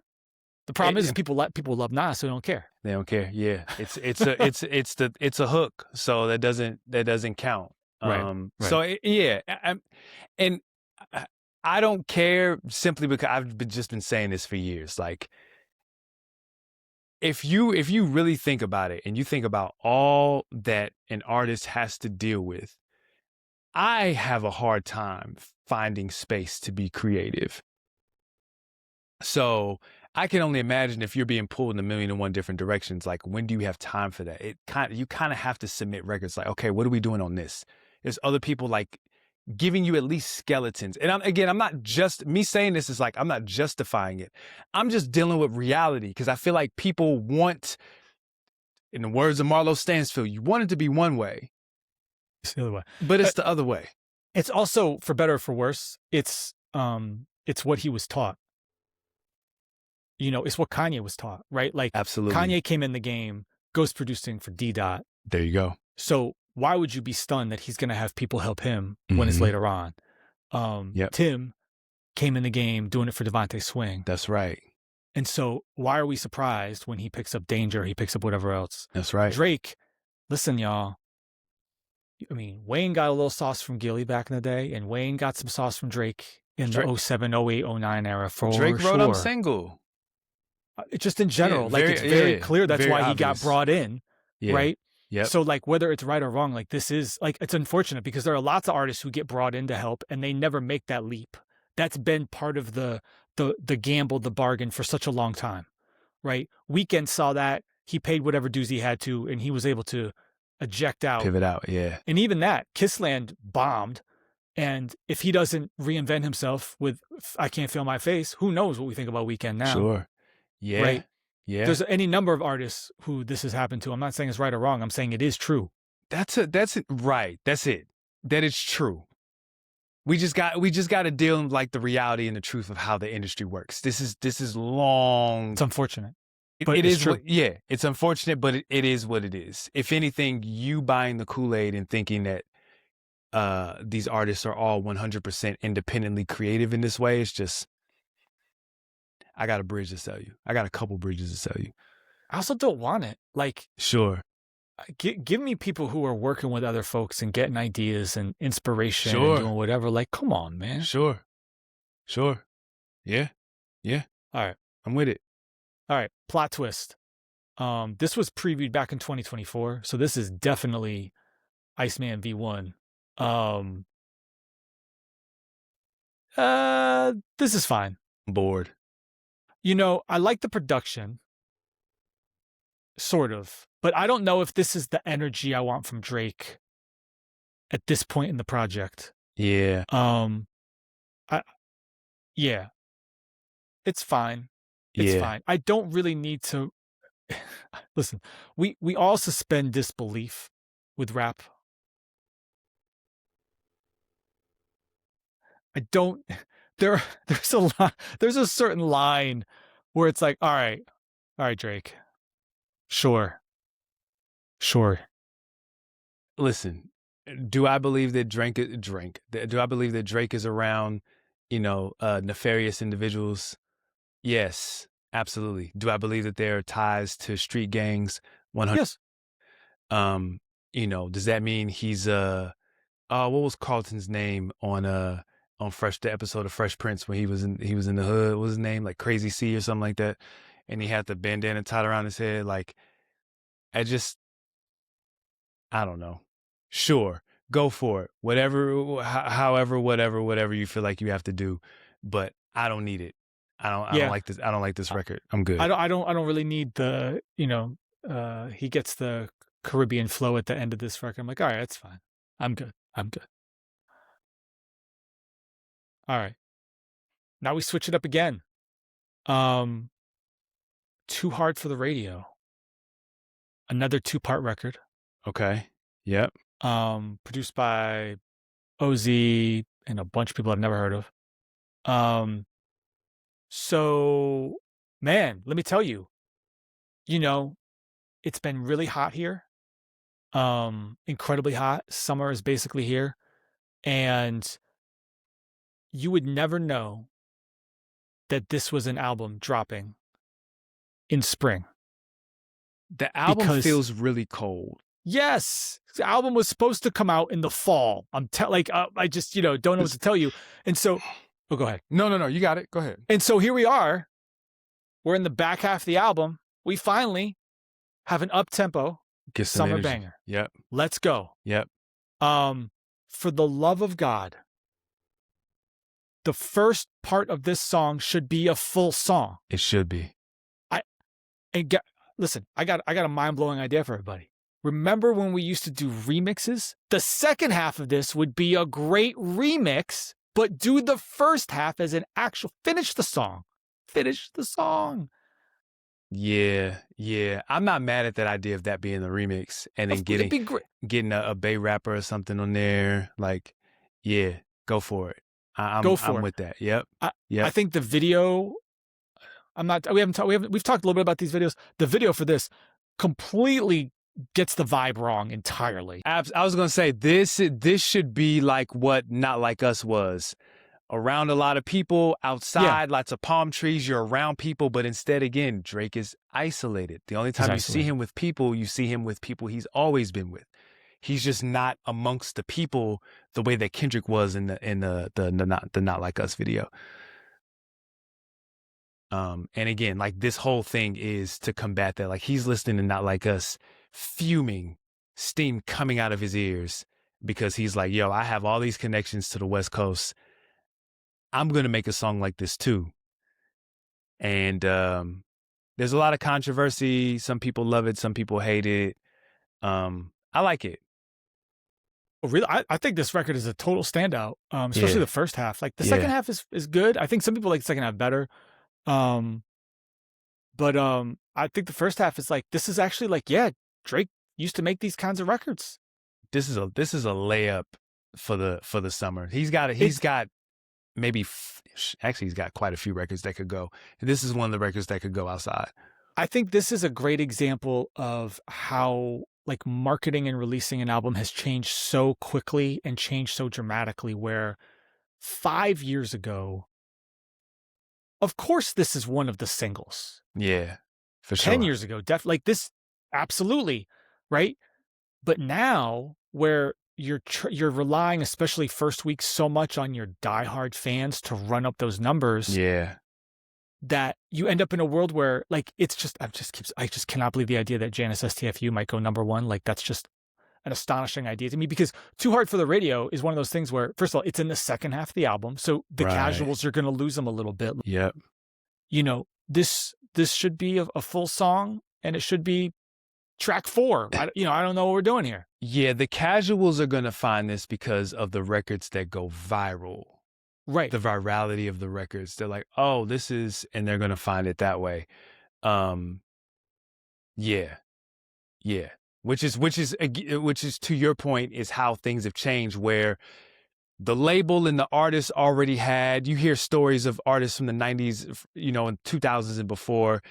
I had this song and I loved it and I pitched it to the label and I wanted this to be the single and they said no, and that was it. Whereas now, Drake has released 40-something songs. Right. And he just lets social media become the, like the litmus test. They're the case study of what songs will and won't work. And so even though the track placement on this, to your point, is like, should be much higher, it doesn't matter because people are going to make content based off of this song. And the chatter is around this song as well. All right, next up we got Make Them Remember, produced by Boy Wonder, Dirtwork, a couple other people. We thought this was going to be 1 a.m. in Albany. Yeah. But who is there a different Albany? Because like no one's making a song about Albany, New York. No, I guess this is the Albany in the Bahamas. I guess there's a Albany in the Bahamas. Okay, that makes a lot more sense. What I was like, Albany, New York. Yeah, Albany, New York is crazy. Yeah, like what? Like I was gonna say. I guess like you could have some Griselda on there, but then that would just be Buffalo. That's not even the right part of New York. Yeah, okay, see, that shows my ignorance. This is another I'm gonna rap for 5 minutes straight record. I feel like we've got other examples of this on this project in this weird way. I don't know. He's really trying to rap on this one. Yeah, he's rapping on this. Yeah. Of course, this is a big favorite of mine. Sure. He is rapping his face off. I think this might be, even though Make Them Pay was just a standout from how beautiful the beat is, I think this song is probably the best rapping on the album. I don't think there's any corny lines on this song. I could be wrong. The LeBron James 23andMe is all right. Oh, that line is tough. 23andMe, that line is tough. The Joe Budden, the J. Cole, the Kendrick shots. Like this record leaked the day before, and I probably listened to this like 10 or 12 times. Loved it. Love it. One of my favorites. Beat is crazy. Really like that sample. Yep. Of course it's Boy Wonder, because you hear all these people making Drake type beats, but then for whatever reason, his longtime collaborators, Boy Wonder pops up a time or two, but when he pops up, it's like, oh yeah, like he's like, I know what to do. Right. I know what he wants. Right. Yeah, this record is crazy. I think for me the problem is just like the sequencing here hurts us a little bit. Yeah. I'm with you. We're pretty deep into this project at this point. We've had a couple other records kind of like this. Like this is a type of record for him now that he's grown into over the years. Sure. He's developed. but no, like in isolation, it's like, yeah, this is like he's rapping. It's a good beat. Like this record a lot. So yeah, oh, good record, good record. Okay. Next up is Lil Birdie. There we go. Produced by 40, DJ Frisco 954, some other people. Uh,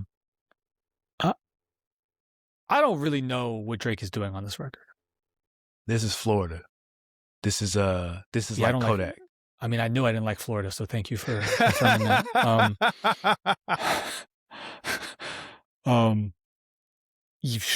Boy, this song feels like an idea of a song. This feels so not finished. In a way. The beat's kind of interesting. Mm-hmm. I like the vocal sample on there. Yeah, I do too. The drums are different, like the pattern, like the swing that the drums give. Even though I feel like that leads the drums that they used, I think lends to your idea that it's not finished because it just sounds more like percussion-y than like actual drums. It's a little bare bones, right? It's kind of vibey a little bit. But yeah, this doesn't do it for me. I like this record a lot. Okay. Yeah, I like this record a lot. This is probably the first record where we differ. This is a record that is a artist. He's on XXL freshman list. His name is 1900 Rugrat. This is the record he said Drake's team. I know these names are crazy. Drake's team reached out to him, asked for some songs. This was a song that he submitted. Even though he said when he submitted it, he immediately put it out because he was like, I don't want these songs to be stolen. And he said they stole the beat, and he played the beat. He played his version. It's pretty similar. So I don't know. It's a thing and it's crazy, but I do like this record. I think this record is dope. There's some pretty bad lines here. All these Arab women treat me like the Prince of Persia is. Oh my God. You know why I love this? I love that like you wrote these lines. Normally you're not the rapper guy. Like you usually write notes about either the production and or the overall theme of the song. You're writing bars. Well, I'm also like I got a lot of Genius windows open right now. Sure. But it's just like, boy, yeah, I don't know. You know what? This record just doesn't do it for me. That's it. Next up is Don't Worry. Produced by, who do I recognize on this? So there's actually, let me say this for production. There's a guy named B4U who's a UK producer who is all over this project. I haven't named him once, but he's on like, I don't know, half this project maybe. Seems like he started working with Drake because he's produced for Central C, so that Central C record he did. But he's kind of all over this. But anyway, Don't Worry. This is a total skip to me. Don't worry, more like don't need it. Yeah, this is a palate cleanser coming off of Too Hard for the Radio, Make Them Remember. It like totally misses for me. Completely misses. This feels like a song that should have been on the other project. I could see this on Habibti. Yep. Right. Yep. Again, like I know he's obviously, I don't know if it's one Middle Eastern woman that he's been involved with or multiple that he's there. Like there's, who knows? Chorus doesn't really work for me. Yeah, no, this just like does not work for me at all. Somebody said that there's an interpretation of New Edition, Can You Stand the Rain? And I hear it. The dun dun dun dun dun dun. Sure. Yeah, it's there, but nah, I don't need this record at all. No, thank you. Yeah. No, thank you. This might be the worst song on the album for me. It's definitely like, it's just a boring record. It's like it's an immediate skip for me. Yeah, immediate, especially coming off of a high like Make Them Remember. I don't need an immediate skip. All right. Next up, your man Conductor, Firm Friends, produced by a Conductor, and it gives a co-production credit to Al Hug, who does sample packs. So There this you is go. a sample pack beat. Yep. We're back at it. Drake's gonna rap for 5 minutes. Basically, this is the 8 a.m. in Charlotte flow. I like this. I like this better than Make Them Remember, I think. Interesting. But we're also like super deep in the album, and I don't know if a long song like this works at this point in the album. Yeah. Yeah, I like this song. I've heard this. I think he's got like 3 or 4 songs exactly like this on this project. On the project. Yep. Yeah, it's weird. It's crazy because in theory, Drake and Conductor, like that's a wow. It's a good combo. Good combo. But yeah, this is it's cool. It's cool. There's a rumor that they have a whole project together. I wouldn't be surprised to see a Scary Hours 4 or something like that that's entirely produced by Conductor. I'll be honest though, like I'm gonna need Conductor to bring some different kinds of beats, because the Drake beats that he brings, he just gets Drake mostly in this same like kind of sleepy. A little bit. So what they've done, let me think, they've done Stories About My Brother. Yep. That was sleepy. Charlotte, and then that Fighting Irish freestyle that came and went real fast. I forgot about that. Yeah. That never leaked. CDQ, that never leaked, right? I don't think so. CDQ, show my age. CDQ. Yeah, that didn't leak. Yeah, I don't. Yeah, I need something else. I truth be told, honestly, I know Drake and Benny have records together. I need Drake and Westside Gunn. I feel like that'll give Drake like some energy and some contrast. Honestly, a 6 or 7 song Drake EP, executive produced by Westside Gunn. I could not be more seated for that. I would be so insanely. Wes would do him right. Yep. He would, like, Drake would. I mean, this is assuming that Drake could actually like sort of give creative control over in that way, but like just like the kinds of things that he would be needing to rap on would be. He would have him on some, because Wes, a record like Dan Howe, like Wes picks a lot of like really interesting, quirky beats from Conductor. Yes. Peppers with Black Star, Super Kick Party. Like there's so many weird out there beats that he picks, and it would put Drake in it would challenge. Yeah, good space. Yeah. It would challenge him in a good way. Yeah, in a good way, right? Yeah. Where he could treat it as like a throwaway, where it's just like, let's just go, let's do some crazy stuff. Yeah, totally fine. We'll get there, because I feel like if you're independent, you can kind of do what you want. He can do all types of stuff now. We'll see. Like, I can't wait. First of all, will he get the money that is rumored to be thrown around? We think private equity is just going to be in it for the laughs? Like, there's sure. Like nothing is you don't get something for nothing. Sure. You know, but you don't think that Drake is not, if he recouped the $400-500 million with not so crazy singles, like we're getting it because we still got one more record, but like I think he'd be fine. All right. So we end this project with Make Them Know. Sort of concluding, there's like 4 different songs in here where it's like make them something, right? We open with Make Them Cry, we've got Make Them Pay, we've got Make Them Remember, and Make Them Know.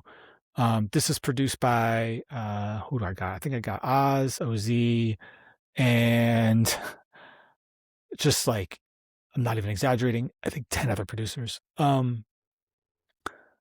This is an interesting spot for this song. I don't know if this is how I would end this project. I also, if I were him, I would probably never try to justify suing his label on wax. Like, I would actually never bring that up if I were Drake. Like, I would just never do it. But that's because he doesn't understand that people think it's terrible and dumb. Yeah, I mean, he addressed it when he said, "You guys think I'm suing a rapper? going against the system. This is bigger than me, like whatever he said. It's like, so we're all the heroes on our own story, but like yeah.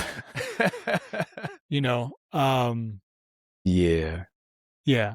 Yeah, this record is really sleepy. Like It's a little sleepy. If I get through it, I'm okay with it. But again, like even though this album is very say like focused just in terms of like sound and theme, it's still kind of bloated. So I don't know, I don't need this. But then like what record do you end on? Do you end on Make Them Remember? Maybe. Yeah. I could see that. Yeah, end with Make Them Remember. Because then you'd have to push up Too Hard for the Radio. Because if Too Hard for the Radio is your second to last song, like there's a problem. So, yeah. Yeah. And then the very, very end is it's this little ICEMAN. It's not AI actually. It is somebody singing. Okay. Apparently. Okay. So it's a little like, R&B-ish kind of a sample. And I meant to say the other AI sample that I thought, and maybe this is somebody singing, was the beat switch on Burning Bridges. I forgot to say that. It's like the sample saying like bridges burn. Oh, something. I'm like, where is it? Because normally I can pinpoint like these 90s songs, but they can just create a sample themselves with artists. So yeah. So I think this album doesn't really fully stick the landing, but that's not surprising. At least at the end, right? I feel like there's some strong records towards the end, but we kind of Armand, we've been talking about this project for like almost 2 hours now. How do you feel about ICEMAN? Where are you at right now? This is probably this album made me realize how much of a Drake fan I am. Okay. Because I have not been interested and satisfied with a Drake project in a long time, even though I liked Her Loss. Yeah. Like a Drake album that sounds like Drake. I don't think I've really, oh my God. Has it been since Views? Has it been If You're Reading This Is Too Late? Like it's been a long time since I really, really liked a Drake project. Interesting. And like to me, this is exactly what I would have wanted from him. At this stage in his career, at this point, coming off of the battle. Yeah. I don't think he could have played it any other way. Again, I try to deal with reality. I'm not expecting anything that I don't feel like he wouldn't do. And so based off of what he gave us, like I'm satisfied. I really do like this album. I've been listening to it a lot. And I'm enjoying it. It's grown on me. The first time through, I was just kind of like, it's called ICEMAN. There is an icy feel to this project, which is very cold, completely at odds with the 95-degree weather I had here in Connecticut today. Right. What's crazy too is like we know Drake can make up-tempo, summer-ish records. I feel like this album's kind of crying out for a handful more of them. But I also think, like, number one, I don't think he's really in that headspace all the time right now, clearly. Number two, he's got a whole other project we're going to talk about in a second, full of some crazy swings. We'll say swings. I can't wait to talk about that project. Okay. Yeah, it's bonkers. Yeah. And so maybe some of that energy is over there. But also, this album was originally supposed to come out sometime last year, probably not in the peak heat of summer. And so it's like, okay, I guess that, like, if this had come out in October of last year, you'd be like, yeah, okay, I get it. That's a Drake month, like, makes sense, cool, right? So that's, for me, like, I think the production, there are parts of it that are truly excellent, like really, really interesting stuff happening. I also think it's just too much. Like, it's so overwhelming. Like, it's phenomenally overwhelming at times. Like, it's not even like just, oh, there's so many like songs. It's like, because there's not that many songs, all things considered, especially considering some projects we've heard. And I think the project's 68 minutes long, right? 18 songs, and like,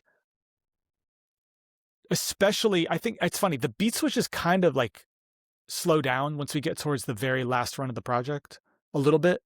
It's not as many, but like there's a run at the beginning where you're just like, oh my God, like what is going on? What is happening? But in some ways, at least when they're done well, I think it really does reward multiple listens, because you'll be like, oh yeah, that, I kind of like that. I kind of like that. But that means that you actually have to like give it a couple listens.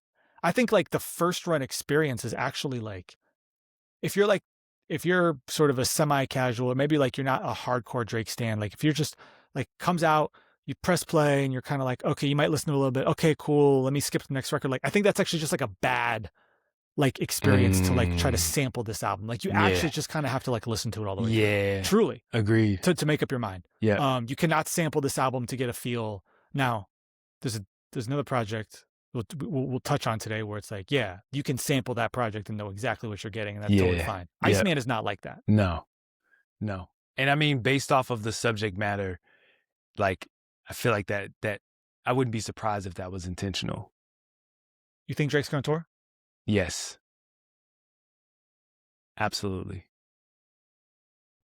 Yeah. Like, interesting. Yeah, he's going to pop out, especially with the response being as positive as it is. Very positive. Very positive. He's definitely like, he can't wait to come back outside. And basically, I think in his mind, he's like, yo, y'all really tried to kill me and I'm not dead. If anything, now that we've gotten this positive response, I'm even stronger now. And I'm out of this deal, allegedly, and I've got X amount of money. Like, oh yeah. We'll see. Yeah, we'll see. But I feel like ultimately my point is I feel like he would feel justified in coming outside and oh sure. Absolutely. You know what I'm saying? Yeah. Absolutely. Yeah. Just don't wear the hoodie with the bullet holes in it. Please. Cause that's crazy. Okay. Anything else you want to say about ICEMAN? All right. He put out 2 other projects. He did. Habibti, and Maid of Honor. Mm-hmm. Which one you want to talk about first? We can get Habibti out the way. There's like one song on here I think I like. Okay. Which one is that? This is the Aubrey Graham I do not prefer. This largely feels to me like a lot of outtakes from the Party Next Door project, potentially. I like High Fives. I think High Fives kind of works. Yeah. That's also notably a song that had a video. Feel like, there's a different form of ICEMAN that's got more of the well-rounded Drake experience that you could see that.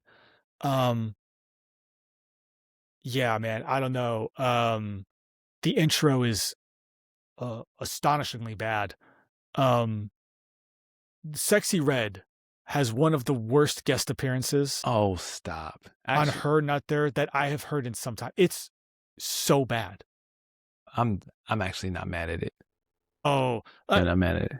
We could talk about Sexy Red on Maid We'll of talk Honor, about her, which is wild. Hilarious. Yes. But Her Not There, it's just so boring. I think that is largely my take on this project. Is it is agreed boring, and it's crazy because it made me realize how much I don't like R&B Drake, because this is the R&B, and it's crazy because early R&B Drake is so fire. This is later era R&B Drake. He's jaded. He's bitter. It's all these like sad mope. It's just not the same. Yeah, and that's fine. You can't make like R&B has to be good R&B. Great R&B is vulnerable. Great R&B is like some sort of emotion that is positive towards women. If you do not have generally positive emotions towards women, even if it is just like, I want to sleep with every single woman in the world, you could even make a case and frame that in a way where it's like, I just really appreciate women sexually, and you can make R&B out of that. Sure, I'm rolling. We've seen that work time and time again. But like, the only record that works on here is the first half of Classic. The first half of Classic is bad. You're nuts. That's the first. I thought we were going to do this whole episode and not fight. First half of Classic is crazy. Do you know why one of the reasons why 90s R&B works? So if you haven't heard it, Classic is just a total ripoff of like a I was classic. About to say, yeah, that's why it works. You know why it works though? Why? Because you had people who could sing and harmonize over those types of records. No, that's not Drake's strength. No. He needs a different kind of sound to work. And so he sounds jarring. What was interesting is that he traditionally samples 90s R&B. Yes. He does, which he does on the second half of that record. It's just a sample. Yeah. I didn't like this. I didn't like the second half at all. Not necessary. Let that play. But like, it was interesting to actually hear him make a 90s R&B record. And to me, I think he stuck the landing. But yeah, the rest, Her Not There is cool. WNBA is all right. Slap the City is okay. The WNBA is it's the most Drake song title like. That's the kind of Drake song title that you would have made up on a forum if forums still existed. That's just insane. Absolutely. Yeah, it's just very forgettable and boring to me. The whole project as a whole. Like I'm stretching. Because I don't really go to any of these songs on this album. I'm just going to say it's not for me, but I don't like this music. No, I don't know whoever Low Shimmy is, but he needs to go away. That was aggressively bad. Aggressively bad. Yeah, I'm good on all these. I'm good on all these records. They're either like okay if you let them like play all the way through, and I was letting the album play all the way through because I was traveling this weekend. It's okay, but like I'm not gonna revisit this album. This isn't for me. Now, Maid of Honor. Tell you what is for me. Well, yeah, I'll tell you what is for me. This album is. Now, this album, there are some wild swings on this project. There are songs on here that I just don't know if I ever need to hear again. There are songs on here. This is like honestly, Nevermind, Take Two with a shot of acid. Like absolutely. All the drugs. And I kind of don't hate it at all.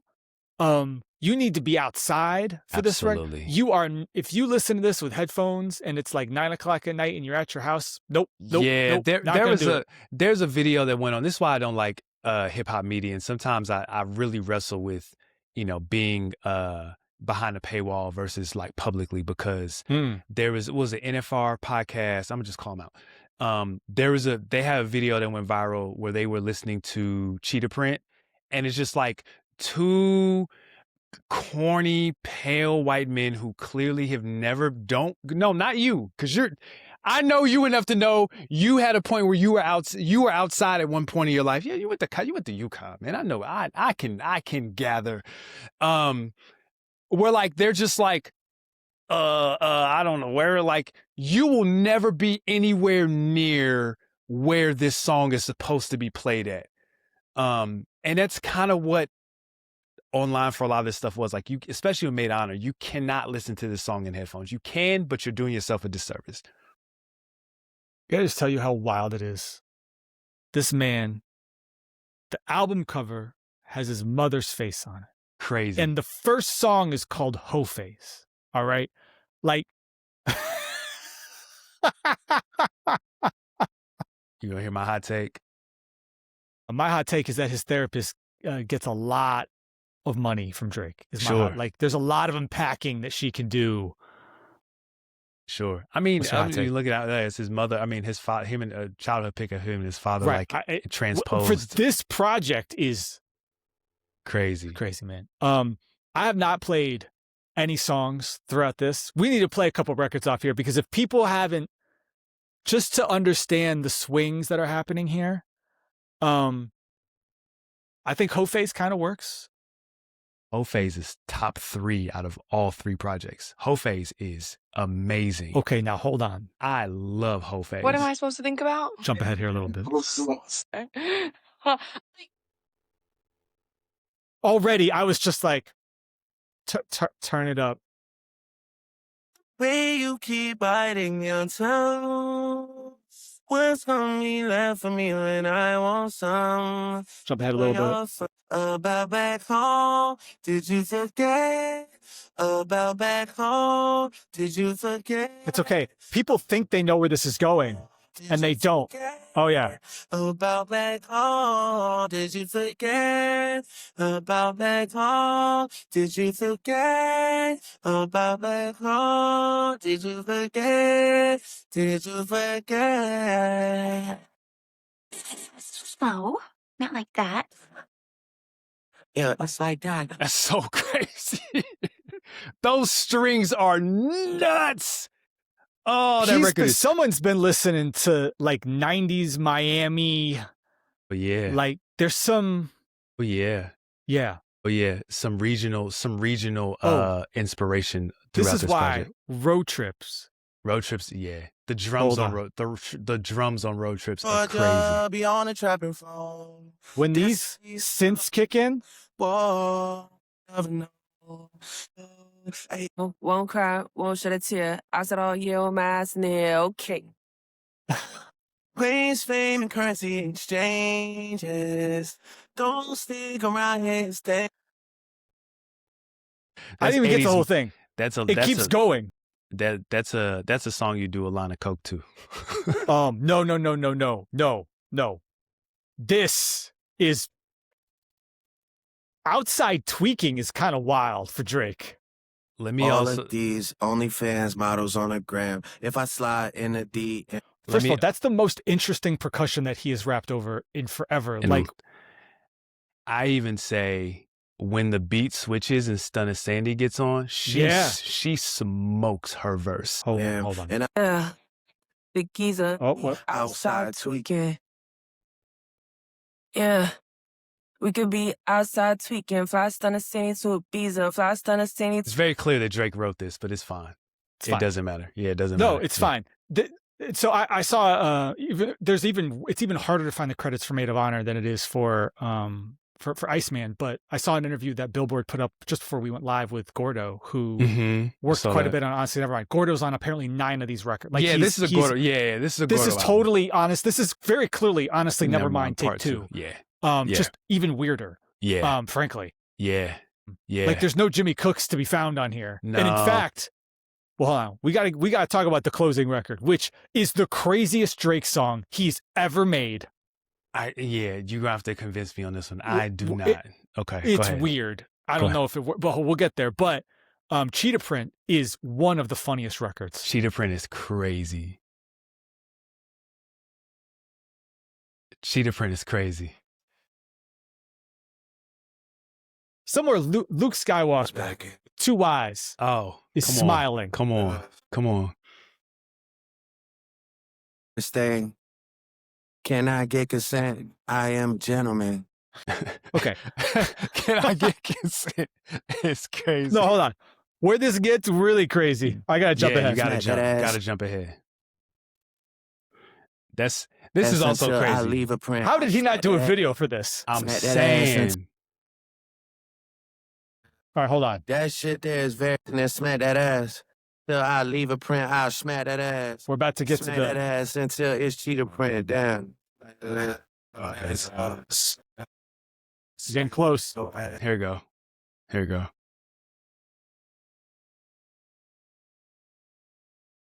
With no hands. That's We're right. gonna start the basic step, ladies. Nice and slow. Sexy Red was like, to the left. You know the cha-cha slides? To the right. What if we made it about twerking? One cheek this time.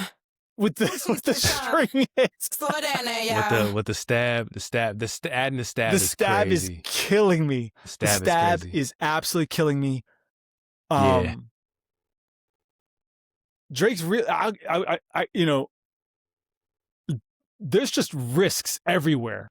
This also tells me what he did to so there was 2 sides of what he did in the last 2 years. ICEMAN, he isolated. Sure. A lot of thinking, a lot of stewing, a lot of anger, jaded, bitter. The other side was he took a lot of trips, he took a lot of drugs, and he was around a lot of women. there's weird stuff all over this project. True Bestie is like a weird Jersey Club record. True Bestie is so fire. Oh my God. Yeah. Bestie is kind of weird, but the second half kind of works, even though Drake decides to bring an accent out. Stuck is like a sad New Jack Swing record. Stuck is dope. Stuck is dope. Goose and the Juice is like an 80s record. Yeah. I like Q&A. Yeah. And then Princess, I never thought, first of all, this record does not work. This record, Princess needs somebody. I really actually want a rock band to cover Princess. I think it could actually work. Princess basically answers the question, what if Drake made an emo record? I need some like actual, I think that's a synth they're fuzzing out. Imagine a band with real crunchy guitars. Like that could actually work. Let's jump ahead here. First of all, I actually really like this.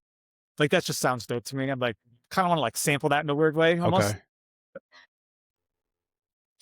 He turns this into an emo record, which it's so weird. First time I saw you. What is happening here? We wouldn't get on my princess laying in a bathroom. She got some. He makes an emo rock song. Unfortunately, the drums never drop. It's just, listen, call up Spy Mob, right? Get the big, like, heavy, like, rock drums. But, like, the fact he almost doesn't go far enough with it, but, like, he made an emo rock record about a girl that he likes crashing out in a bathroom because she's high on drugs. Drake made this record. It's so strange. Yeah. I don't even know how to process it. I'm going to tell you right now, not Spy Mob. You know who he needs to get? Who? Fuzzbubble. Sure. Totally fine. But like, I honestly think like an actual rock band could do a really interesting cover of that. And I think it would actually kind of work. Like he almost doesn't go far enough into making it a rock song. Yeah. Again, it's the thing where like, he's not going to like, that's the risk. That song is the risk. And you know, he could go further. He would never go further. Never go further. That's still, that is, on an album that is a collection of bonkers records, it's such a left field. Like he ends, honestly, never mind. He's like, all right, guys, I know, thank you for sticking with me, but don't worry. I got the sample. Yeah, here's a 21 sample. showed up. Yep. Let's cook. Go. Let's rap. Here's what should just be called Honestly Nevermind Part 2. And he's like, guys, thanks for sticking with me. By the way, here's my weird emo rock record. And you're like, what's going on here? Yeah, for sure. This is so weird. For sure. I honestly, like, he's taking swings. I know there's lots of people who I don't think like this or they even know what to do with it. I actually, like I said, I wish he did more videos for I wish he did videos for this project. Yeah. Yeah. I feel like Maid of Honor is going to get lost in the mix of all of this stuff. Like a cheetah print video would go so viral, and it would have to be crazy. Like it couldn't just be a bunch of girls in a uncut.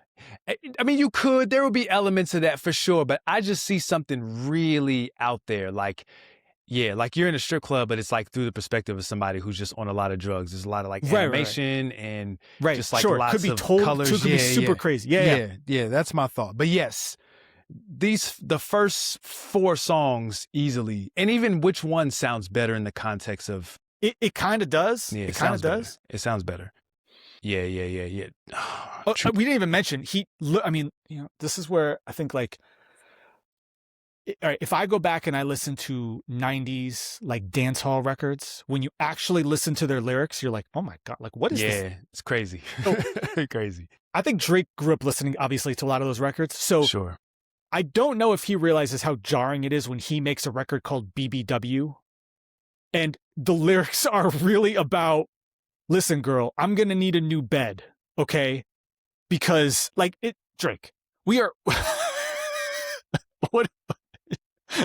It's like, this is just a wild album. But it's risky.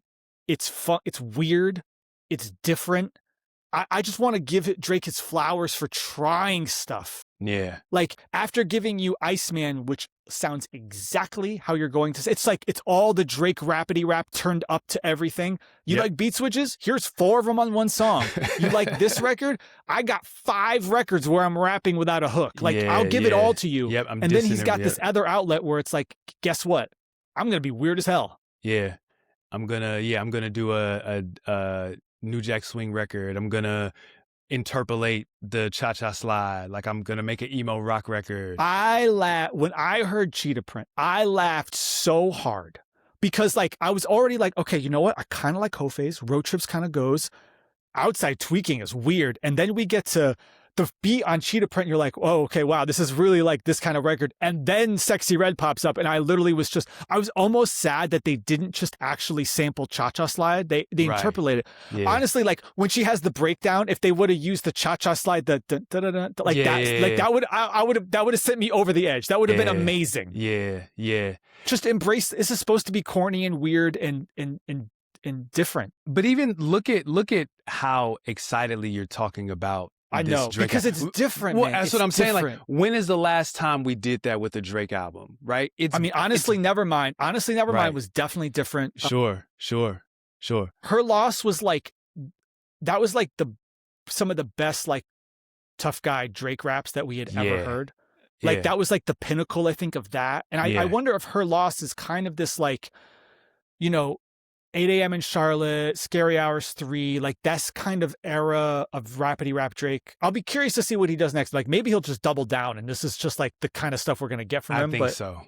Because it's going to be so successful. But, like, again, I know, like, I'm also, like, extremely tired because we've been recording for a little while here, but, like, I was just like, Maid of Honor, the first time I heard it, I was not ready for it. I was definitely not ready for, Princess and, like, some of these records. I was like, I couldn't process it, but, like, it's just kind of weird and fun. And I like it. I like something different, Yeah. Not gonna lie. Absolutely. No, I'm here for it. I think this was the most interesting album of the 3. Again, I think you nailed it. Like, we knew exactly what Iceman was going to be.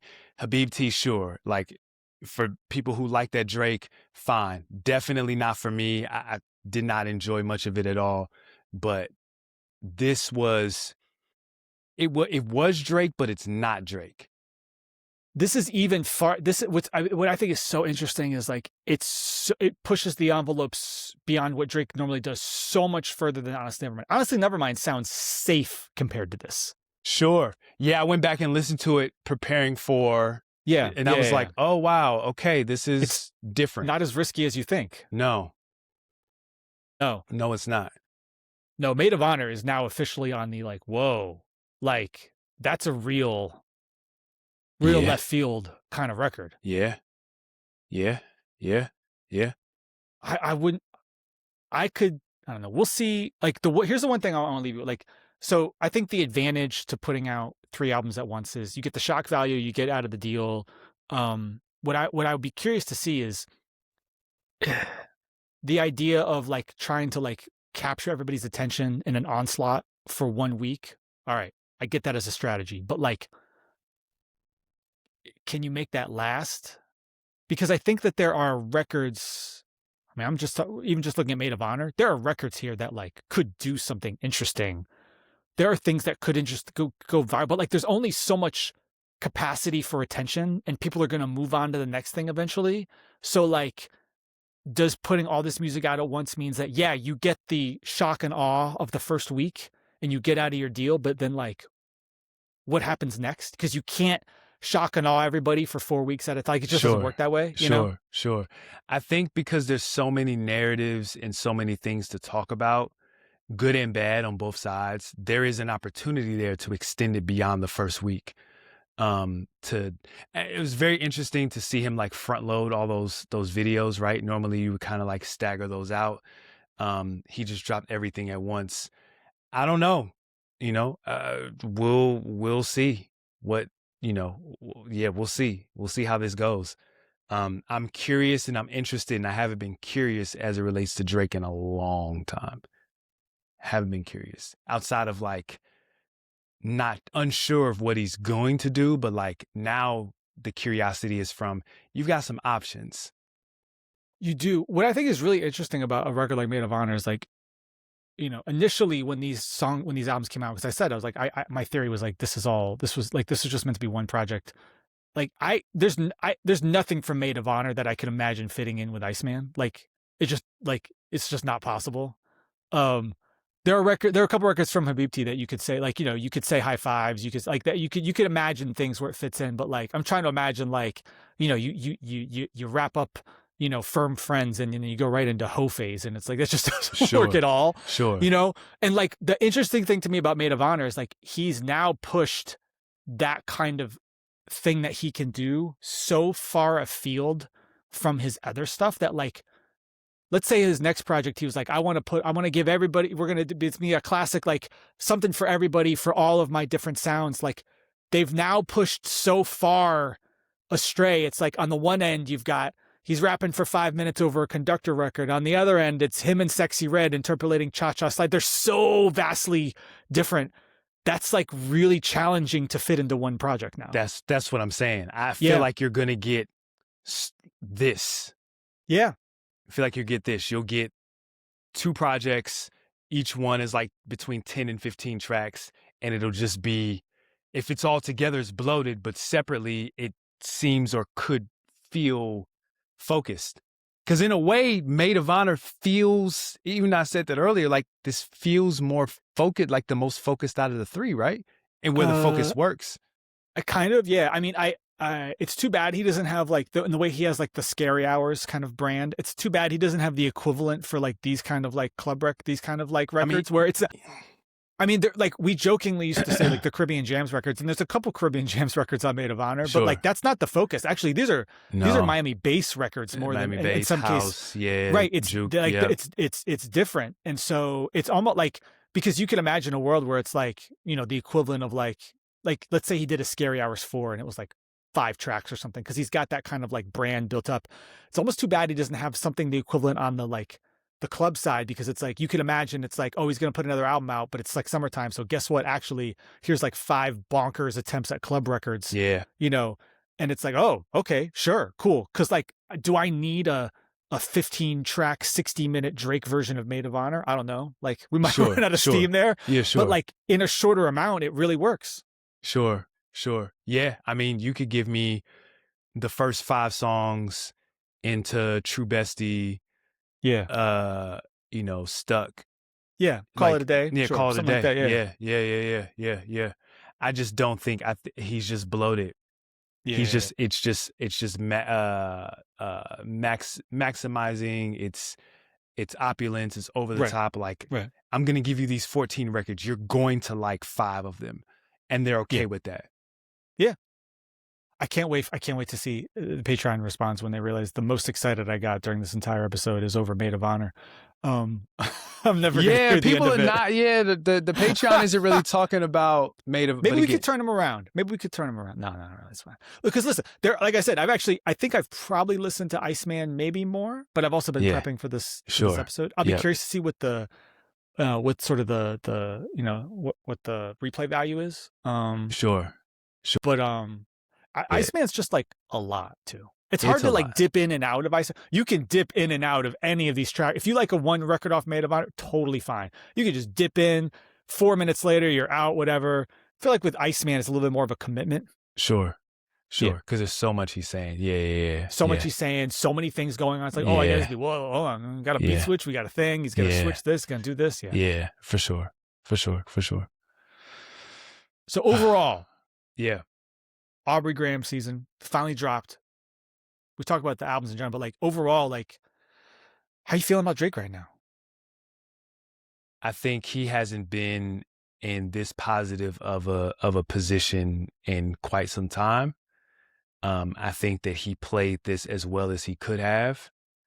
I like enough music from this collection to be interested, especially rumors, just considering like what's next for him.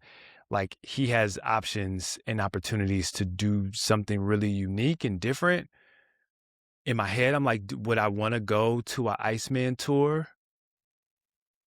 Like, maybe. Like, I wasn't pressed to go to a Certified Lover Boy tour, because I didn't really like that album. Just like I wasn't pressed to go to Mr.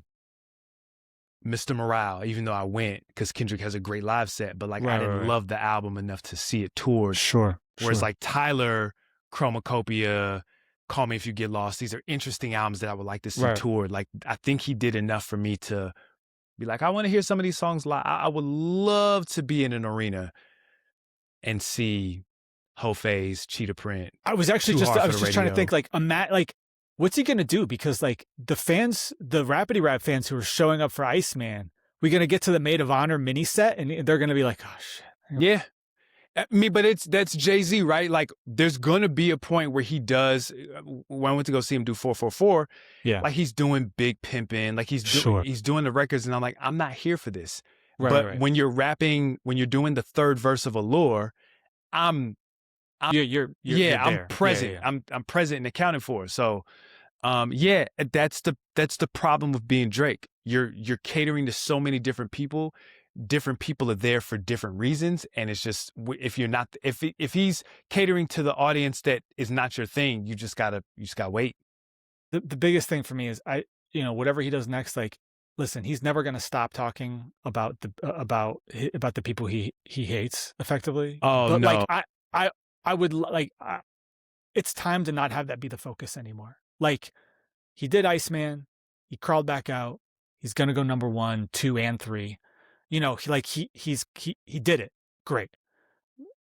Like whatever the next project is, we can't, please, it can't be 16 records where he's dissing every single record. Like it's gotta be something else. Do you think Kendrick needs to respond? Nah. He doesn't say anything to Kendrick that he hasn't said in the past. Now, as you said, A$AP Rocky, he should be showing up with some goons. But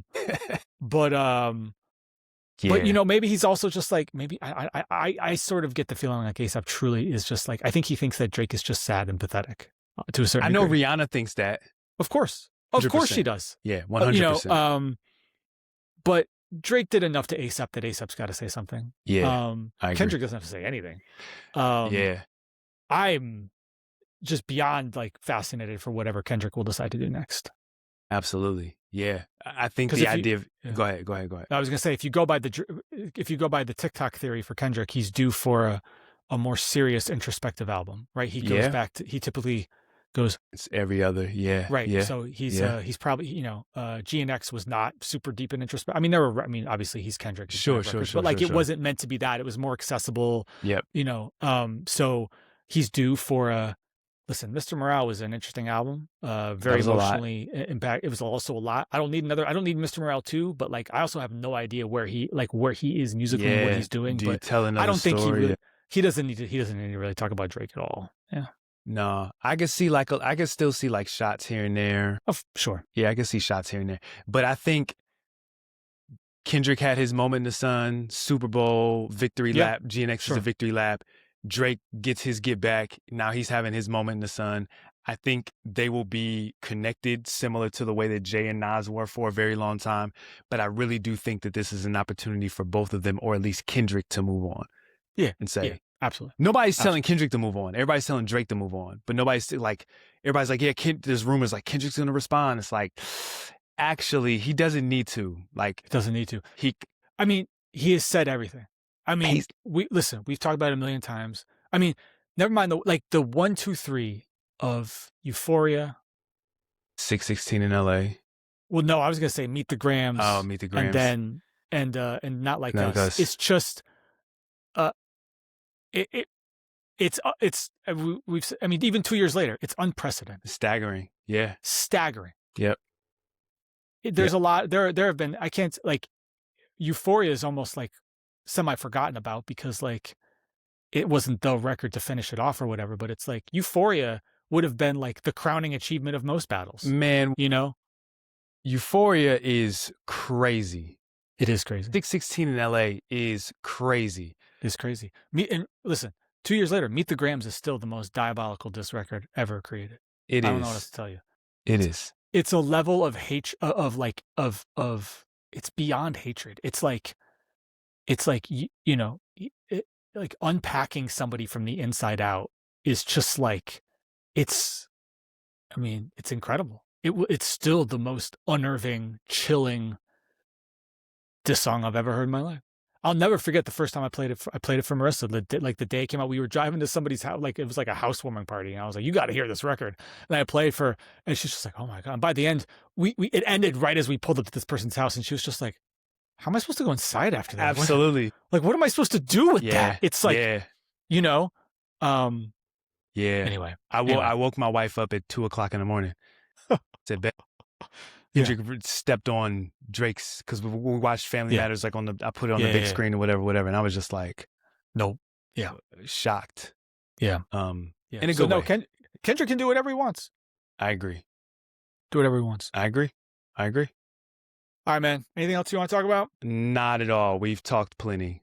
But we should definitely it could be a quick episode, like somewhat soon. But we let this sit a little bit longer. That we should rank Drake's albums. That'll be definitely need to do a rank the catalog. You know we could do? We could do something live. We haven't done anything live in a long time. We could do live right at Riverside. You can do live. Yeah, I've done live on Riverside a couple times. Yeah, it's not bad. We could just go live, like something real quick and interesting. Just like try to rank Drake's catalog live. Could be fun. Okay, I'm down. We could try something. Yeah, I'm down. We could do that. Yeah, we could do that as soon as I could do next week. Yeah, next couple weeks I'm good because I'm out of school. So yeah, let's do that next week then. That's perfect. I got time. Okay. All right, cool. All right, y'all. Well, as always, thank you for being a part of Patreon. Thank you for sticking around. I can't wait to hear what y'all think of this project, what you think of our reactions to these projects. Please send all your Sexy Red hatred my way. She is certainly not. Sexy Red is one of those things where it's like, boy, I do not like most of what she does. But if you know how to use her energy correctly, you get it. Do I want her rapping on Firm Friends? No, that would be hilarious. I should find an acapella and just throw it over there. Just blend that. Yeah. But you know what? Cheetah print work. Here's the last thing I'll say about Maid of Honor, which is interesting, is we've been talking about like how is Drake going to recapture the female fan base. And after he has been so kind of sort of almost like anti-women and for a long time, right? He's gotten bitter. And it's so interesting that part of the strategy is apparently not the R&B route, but it's like because there's a lot of female energy on Maid of Honor. Absolutely. Right? Whether that's Stunna Sandy or Sexy Red or other people who he's bringing in, other voices. Like there's female energy, but it's like aggressive, sexual, up-tempo female energy, which is not something he's done a lot with in his career, at least the first part of his career. That's not the kind of Drake female energy you used to more get. Habibti, but more or like it was sensual. Sensual. You know, it wasn't sexual in that way. And this is different. Very different. So be interesting to see what the response is. But everybody, thank you as always. And we'll be back.